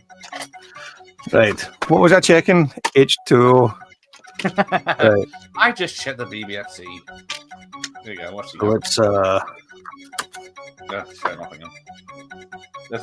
this one. This is an import from America, so it doesn't have BBFC in it. Oh Jesus! Come on, Casio keyboard special. Yes, But pretty nice artwork on that steelbook. that's a good one. That's nice and colourful. That one. Yeah, and it's got Oh, it's got a little thing as well. a nice wee slipcover as well. Ah, little pumpkin. Ooh, but yeah, it's good looking steelbook. That one, I like that one. Yeah, that's a nice one. I got the 2 fingers keyboard here. Put it on demo. So, yeah, again, in association with Alan Howard. I don't know what that even means. Yeah, Why I couldn't this say is by this is how Alan. much. This is how much I didn't like Halloween Ends. I bought it just to complete the collection, but I've not even opened it. It's still wrapped up. That's not Corey on the front. Limited edition steelbook. Still sealed. Offers, gentlemen. Yep, it's yeah. It's well worth it. I'll give you. Not great. Start the bidding at £1. You pay the postage. Oh, it's getting serious. Well, we'll see in a minute if this. Wait, does that mean? Oh, Does that mean chronologically, Halloween 2 is after Escape from New York, hang on. or did you mess up? No, they're both 81. So this. Okay. I love it. I love it. You allow that? Okay. Stephen Hawkins could escape Halloween 2 Muggermars. I'll tell Dick Warlock you said that. Oh, he's coming down. What's it? Nick is at one of the Comic Cons in England in October, I think. Which one? Nick Castle? Yeah, I sure Nick Castle is at not Comic Con. Oh, it's what's it called? What's it called? For the Love of Horror. Oh, for the love of horror, yes. In Manchester in October. Nick Castle is one of the guests. So you can pay 50 or 80 quid to get a picture or an autograph with Nick Castle. There you go. Director Nick Castle, who did it's the other one. The Last Starfighter. And yes. Others, but he won't reply to me. Here we go. This is it. Bum, bum. Oh, there we go. Yeah, it's an awesome cover. It's a fucking lie, but yeah. Yeah, it's a lie, but it's awesome. Hang on. There we go. And look at that. Look at that. That how much is bloody beautiful. CGI before you had CGI. Yeah, fluorescent tape and a lamp. That's how we get things done. Oh, yeah. And yeah. That's the one that's literally on the turntable right now. Make me sick.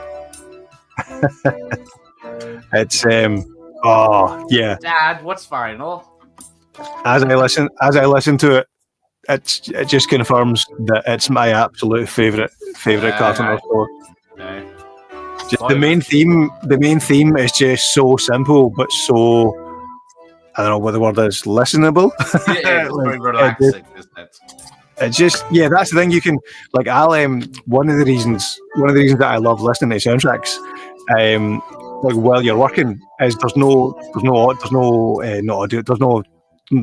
there's no dialogue, there's no vocals, so you can have it on in the background and not get too distracted.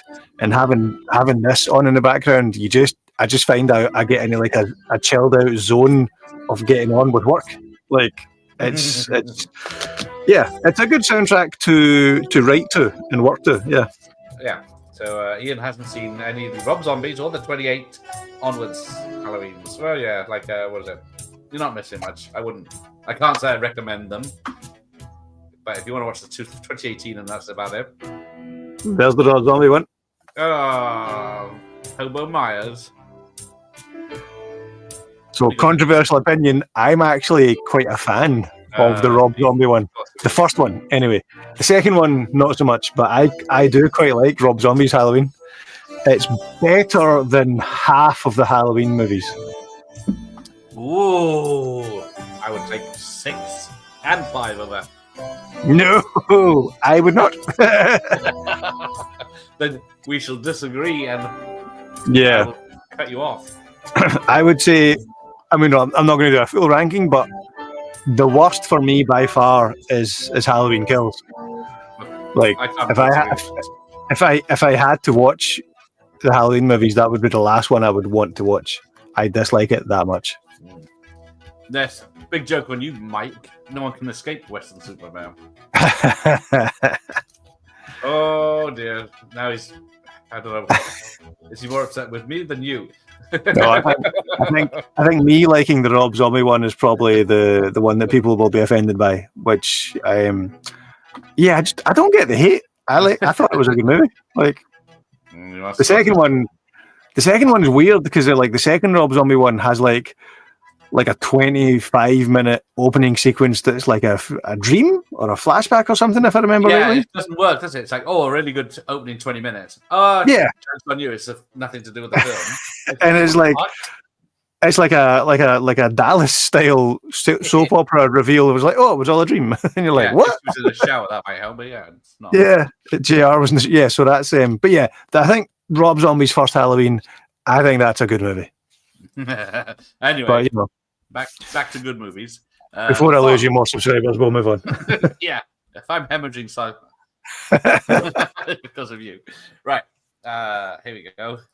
There's Nick Castle, isn't it? Plays one of the pirates. Right, where's my fog? Where's my fog?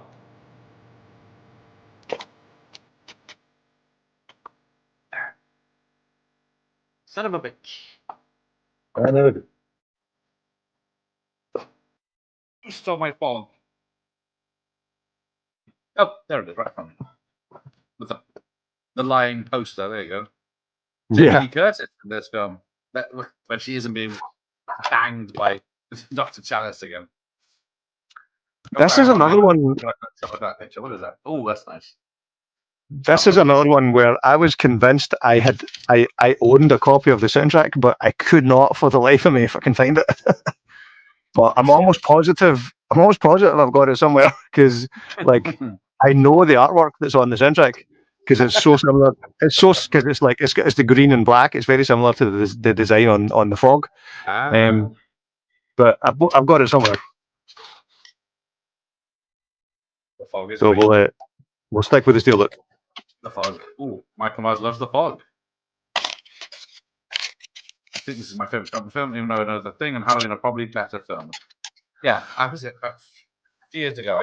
I fancy just a fun, spooky movie. Put fog on, and it's quite tense now. Yeah, I think for me, the thing about the fog of all of Carpenter's like 80s movies, it's the one that feels the most dated. Like, or it doesn't. It's the one that doesn't hold up as well to a modern audience. I think it's still a good movie, but something about it just doesn't quite hold up. Hold up as good. Have you seen the remake with what's his face? Tom Welling, Smallville guy. Yes, that was. Yeah, that wasn't. That wasn't good. So yeah, first of all, CJ Fog. Then what the fuck was the story about where she becomes a ghost at the end? Yeah, she's a fucking ancestor or something of the bloke that was married to. Or loved.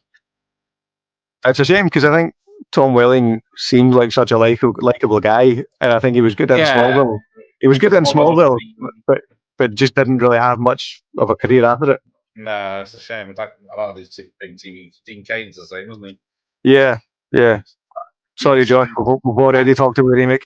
That's why Josh doesn't like it. So there you go. The Fog is probably the film I watched more than any other. It must be 100 plus. Did I say it was a loser? You just did.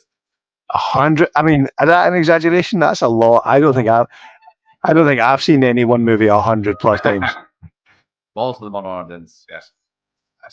I was so close to getting Agent Bumbo on last year, but hopefully it'll come about. Ooh, that would be cool. Yeah, she fucking all these people get work like Dee Wallace. I was supposed to have next month, but she got a fucking film to do instead. So Yeah. so I think I did. And it was the fall remake, but yeah, that's going a lot. Yes, I heard these lovely book. Yeah. Oh yes, the Elm Street remake, of course. Ooh, I'm going to be controversial again. You get off my channel. I quite like the Elm Street remake. Like, it's definitely not the worst Elm Street movie. Oh, it is. No. Is it 5 and 6? Yeah, 5 and 6 for Elm Street are like awful movies. The Jackie Earle Haley remake is a better movie than 5 and 6. Probably not better than any of the other ones, but you know, I think New Nightmare is an insanely underrated movie. New Nightmare is so ahead of its time. It's bloody brilliant. Well, I can't be bothered to get mine. I'll get mine. I know. Most people did. Thing is, like if it didn't have the weight of the original and the franchise in general behind it, that would have been a more successful movie. There you go. There's my Freddy's Dead in 3D, no less. With my 3D glasses. Nice. Freddy's Dead. Saw it in the cinema in 3D. Sod your remake.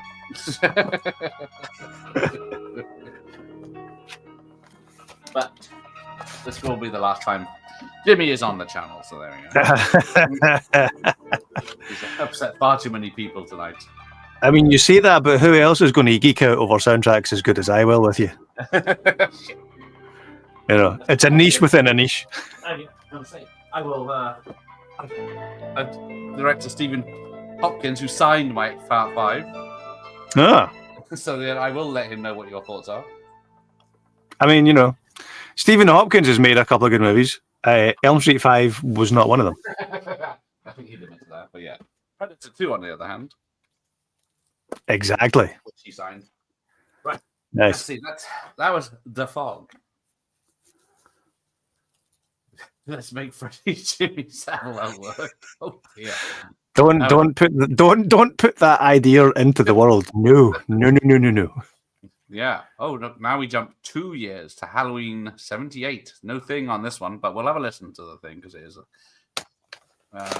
even though it has nothing to do with John Carpenter. I know Jimmy's itching to fucking get all his films down. I don't have a copy of the soundtrack though, but let me give me 40 minutes till I get all of my copies of the thing. I got mine right here. I'll go first. Oh no, that's you. That's me. There you go. Look at that rubbish poster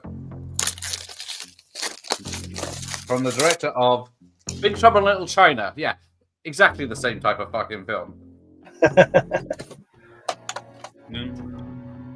It is spooky music. Jesus. Yeah, actually, you can do the Fangoras instead of Mike because he never fucking turns up. I underestimated how many copies of this I actually have. Stephen Hawkins. Hopkins is my about too much Wicked X. Yeah, okay. It is Morocco, but it's a John Carpenter. Oh, he's ready. Here we go. I'm ready. This is the remake, so we'll get rid of that one. Well, the remake / the prequel, whatever it is. The recent 4K release. The Shout Factory, I think it's Shout Factory or Scream Factory release. Nice. And he still watches it when it's on TV. The Mondo one, which is got some unique artwork going on.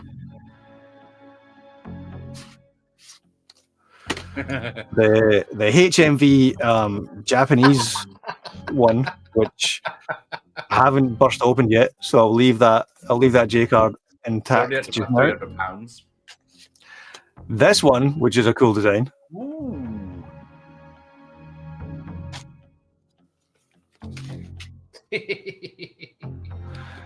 And this one. There you go. And part of the Carpenter, the John Carpenter collection, the one that kind of matches, these ones. Yeah, that's nice. That's the matching style. What's the bloody Sean Connery 4Ks?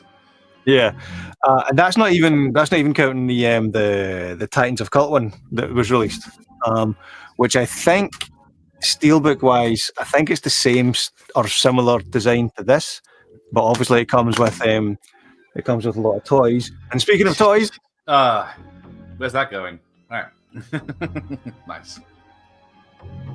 I can't remember what this came with, but it came with something.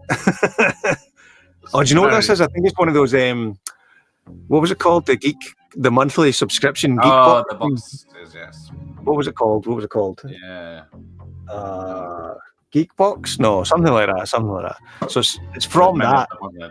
It's from that, and I think somebody was selling it on eBay, and I got it for like a $5 or something. And I was like, I'll get that because, why not have more crap to put in the house? Yeah. One of the best films of all time. Yes.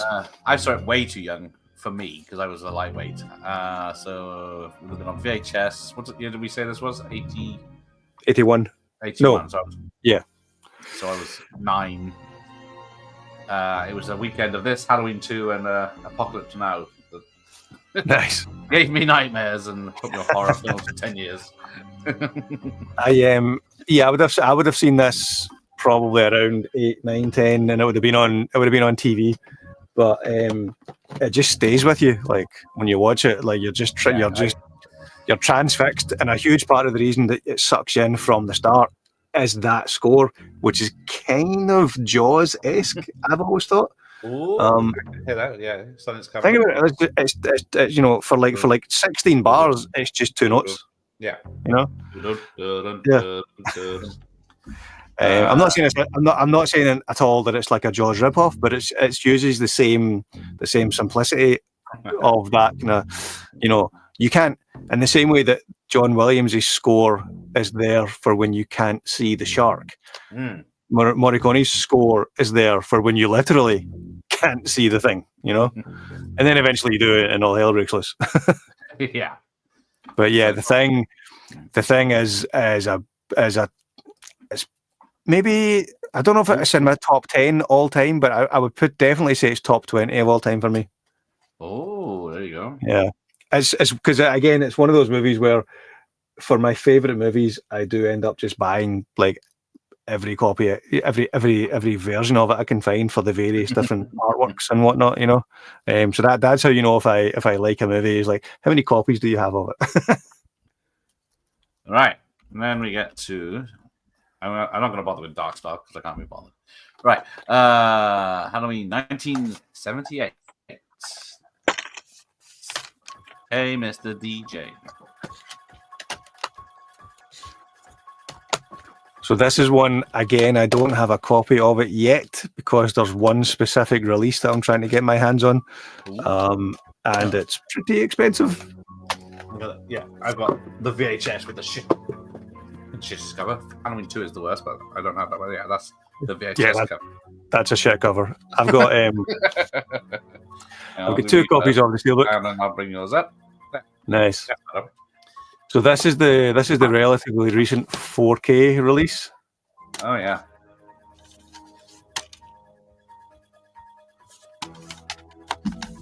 And fun fact, in the living room, one of the walls is a steelbook display wall. For the past 2 or 3 or 4 years, it's basically just been the MCU wall. But prior to that, it was our favourite movies. Like my favourite 5 movies, my partner's favourite 5 movies, and each of the 3 kids' favourite 5 movies. Halloween is my partner's second favourite movie, I think I would say, behind Jaws. However, our oldest, who's 14 now, but at the time I'm talking about, she would have been like 9 maybe.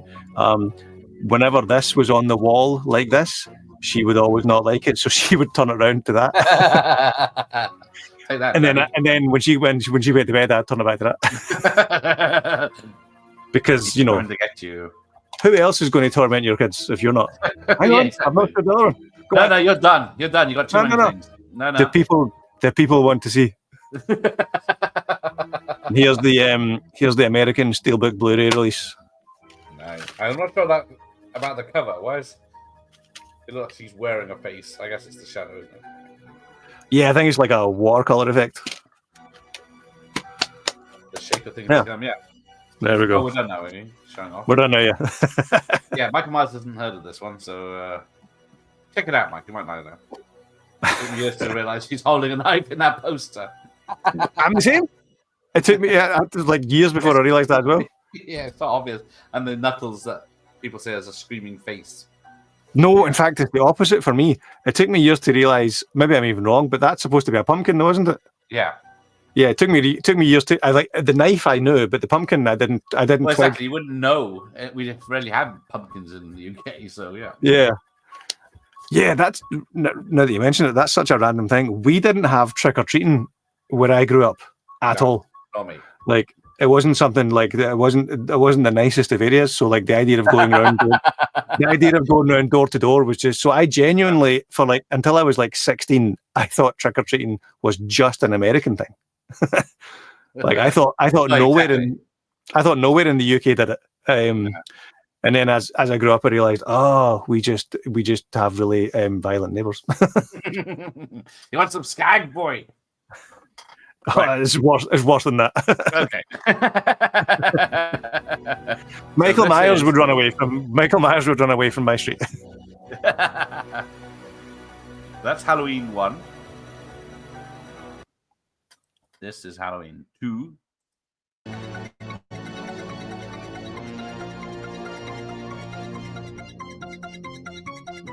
So yeah, big differences. Then we got Halloween. Am I even spelling Halloween? Right.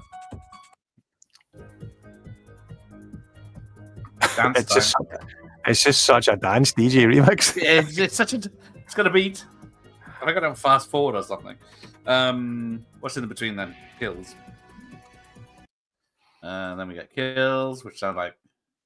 Is this the one that's a bit orchestral at times? Yeah. Yeah. This one's not bad. I like this. Yeah, I was just thinking, I like this third best after the second one. Yeah, I'd probably agree with you. But then, if I could spell, there you go. Fat fingered bastard.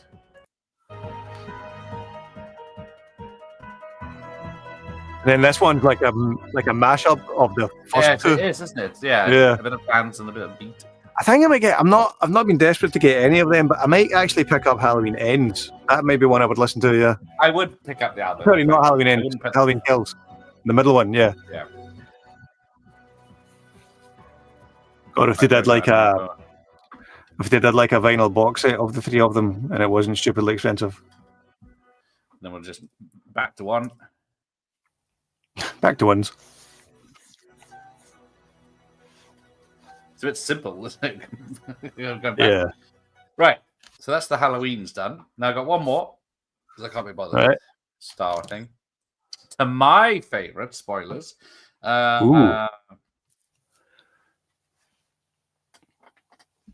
Yes, that's a good one. This one fucking stays in my head for weeks when I hear this. It's not that simple one. There we go. It's a normal night on here. Yeah, it's the last like Smuttathon. Jimmy missed the beauty pageant from Hooters. Oh yeah, sadly I missed that one. A lot of sad old. Or maybe I didn't, and I just didn't want people to know I was watching. Yeah, definitely. I'll admit I sleep on this one quite a lot, but this is a good one. This one deserves more love. And then it comes in at the. I don't. Yeah, Elvis. He didn't do the score for, I guess. Dun, dun, dun. I haven't got Resurrection of Bronco Billy from 1970 either. Probably not.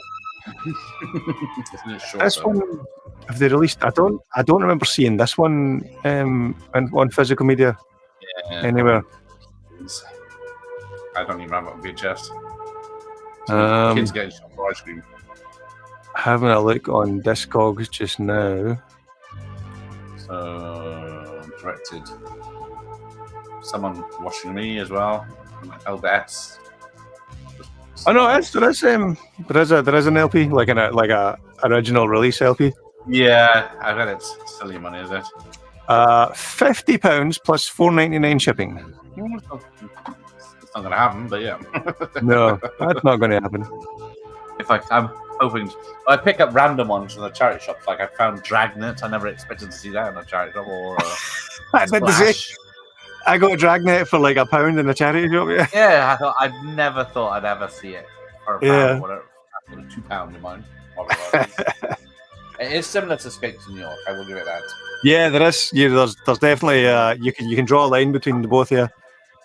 Yeah. Yeah, it's. I was very surprised what a great film it is in terms of his first proper film. What did you think of the remake? I don't mind the remake. Who is it? Yes, finally. Morbius is in it, isn't he? And Yes. Ethan Hawke. Yeah, Ethan Hawke, Lawrence Fishburne, and the what's her face from The Sopranos. Well, I didn't know. Yeah, I quite like the remake. Yeah. It's not bad. They knew what they had to do. They didn't shoot any kids in it, but yeah. Yeah, but this one is like I remember this like a lot. This one is like in film school circles, like Assault on Precinct 13 is like kind of like revered as the first action movie, like that kind of started that genre. Yeah, because it's supposed to be like Rio Bravo or something, isn't it? Or Yeah. the Alamo. But yeah, both that and the remake, good movies, and yeah, I have to admit that's a score that I wasn't that like automatically high on, but that's a good tune. That is a good one. Yeah. Yeah. Okay, I will go on. Oh. There we go. Echo. Right. I will let the quick Dark Star. I'm curious what Dark Star sounds like. What's on the anthology? There it is. Right. Might be the one that... I don't think I've ever heard it. I have heard it on the anthology, maybe, but I didn't recognize it. Yeah. Yeah, again, I was sure I owned a copy of the anthology, but maybe I don't. Oh no, wait, hang on. I do. Oh no, he does. I've got Lost Themes. Oh yes, the Lost Themes. I don't think I've heard that one. No, it is. Oh, is it still sealed or is it Still sealed? Yeah. I haven't given this one a listen to yet. What is it? The debut solo album from legendary composer-director John Carpenter. Ooh, includes digital download. There you go. On a limited edition red smoke vinyl. Because I think there's anthology and then anthology 2. Yes. Because the first one only goes up to 98 there, and then let's do something else. Yeah. Potatoes. Fine. It's not a bad theme. Like, it definitely is good enough for the. You know, but it's not. That wasn't Carpenter though. Who did we say that was? That Oh no, it was. Carpenter. It was Starman. That wasn't Carpenter. Starman. Yeah, let me check that. I thought that's on the anthology, but yeah. Maybe yeah. Oh yeah, it's John Carpenter Starman. That's right. Sorry, it's on the anthology. Huh. It's a pretty good song. Theme this, but maybe. I don't know. Does it say? Yeah, it doesn't give any details. See? Who did I say it was? So Daniel Nietzsche. Or you said it something was. like that? Yeah. I do like this one. I heard this, I played the anthology the other day, and I thought, I mean, I just read it from Google, so it must be true. oh yes, it's not on IMDb as his composing. Yeah. It's a D1. I did assume it was a quote, but I haven't seen the film for a long time. Oh, I've got all 3 lost themes. Think they might be a 4th. How many themes has he lost? Bless him. There's definitely I've seen two. I've seen at least 2 of the lost themes. Yeah. I've only got the first one. Yeah, my John Carpenter vinyl collection does need a bit of work to fill out, I have to say. It's light years ahead of mine. Some of them are just stupid money though. Like yeah, the people know they're collectible, like horror VHS. They're stupid money as well. Yeah. But yes, I'm the same. There's not much happens in Starman. It's just Jeff Bridges as an alien pretending to be human, and Karen Allen being cute and upset. I think I've only seen that one once as well. Like, it's not something I've wanted to revisit. I know there was a TV show that carried on the story, but I've never seen that either. Was it? Yeah, it's got damn, what's his name?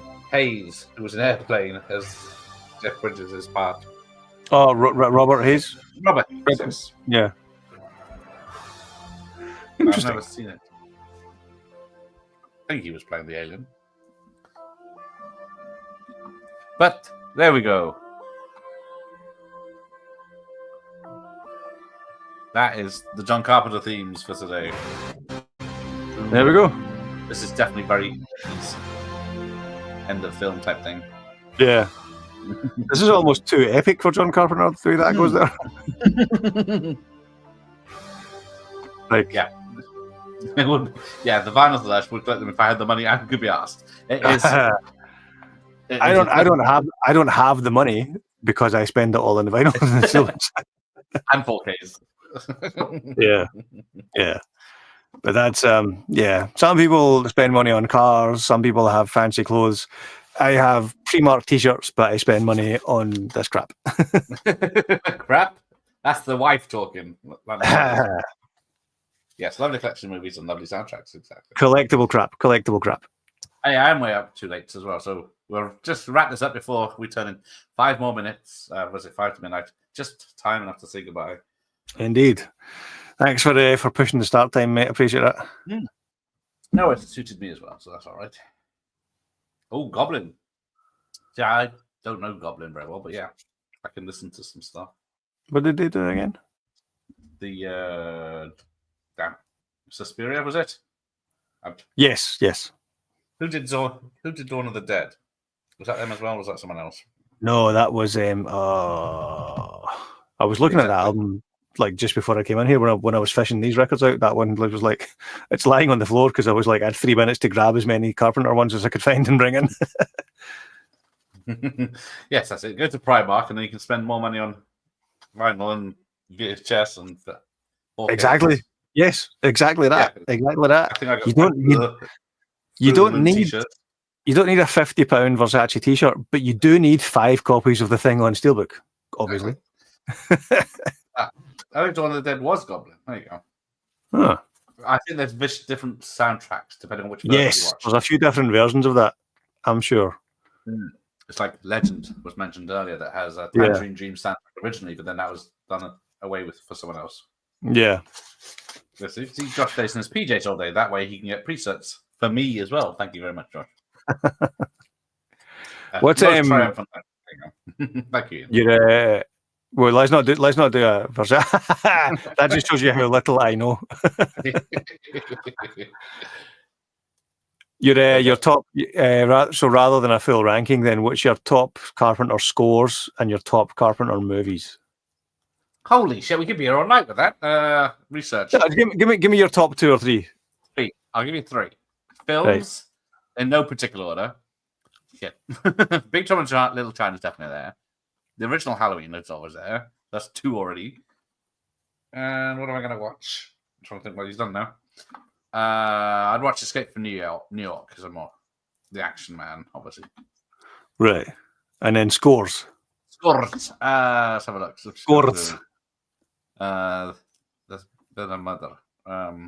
Actually, I think that's Assault and Precinct 13.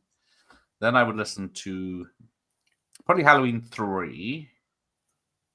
And that's tricky.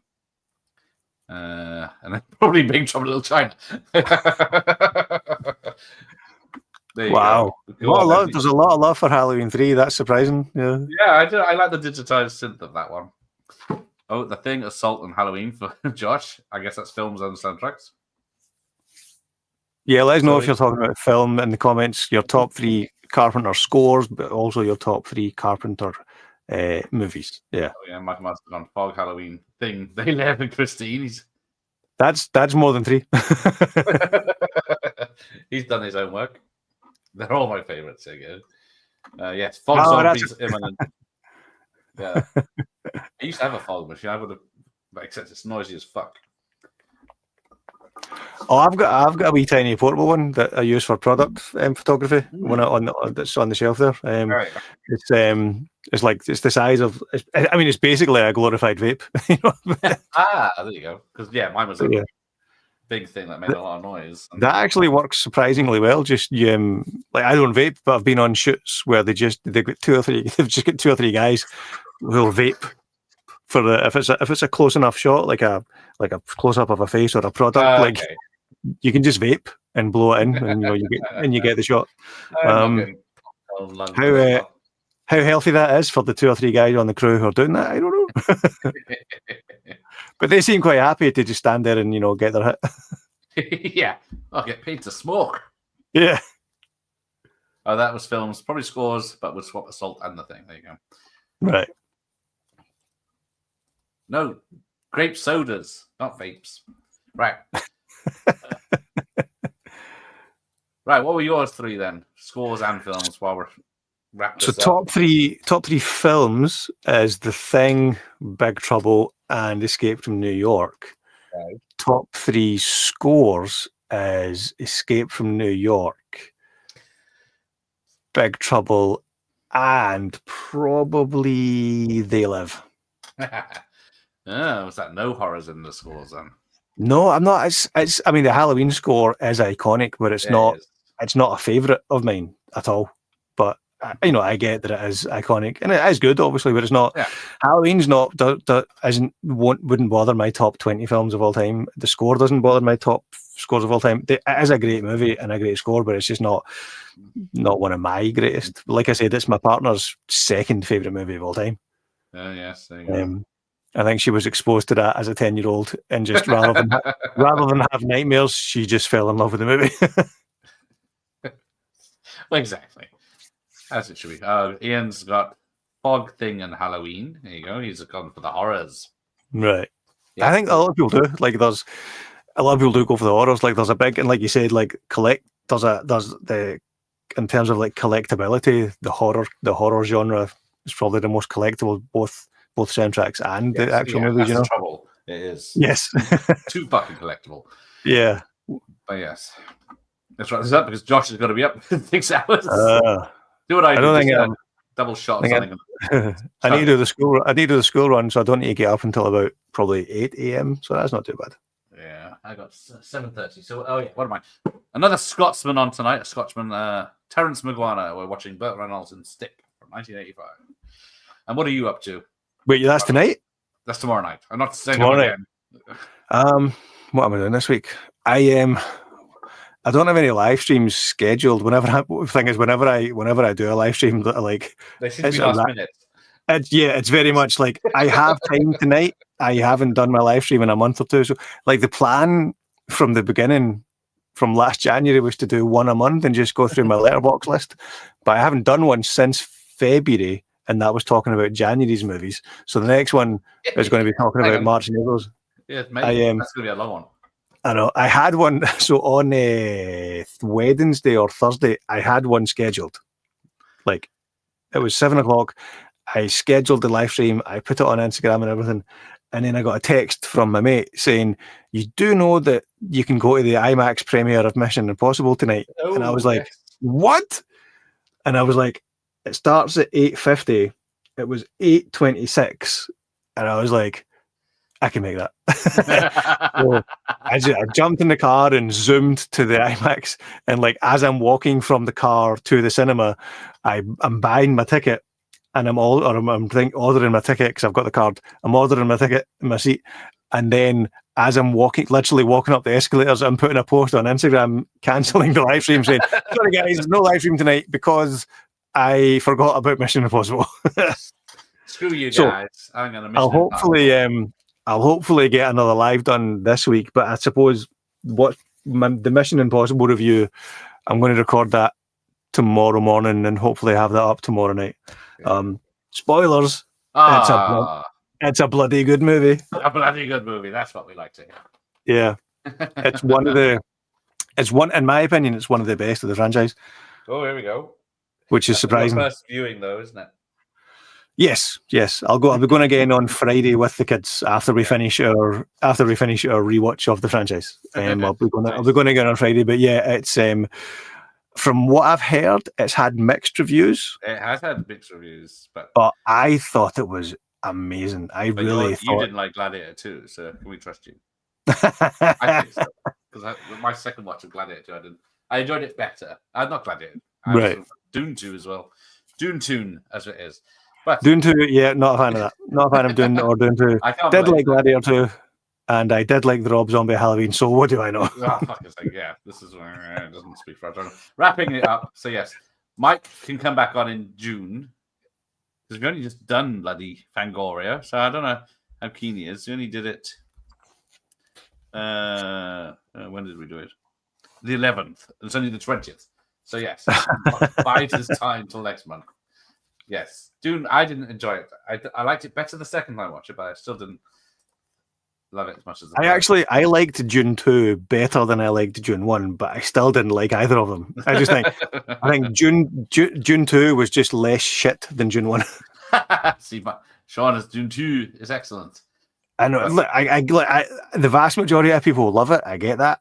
It's been years. It just wasn't for me, and it's not like I dislike long movies. Like, the Lord of the Rings movies are brilliant. Yeah. The Dune movies just didn't vibe with me. But I got enough hate for that when I did my review. So let's move on. If it gets comments, that works, right? Oh yeah, see, I know. Right. Before we get too much hate, we'll end this and say thank you, Jimmy. Until next time. Thank you very much, guys. In June, superhero themes, if you can recognize them. So we'll play a game. Anyway, as we wrap up, I'll say this. And good night, Jimmy. Let's stay there. Isn't this a school day?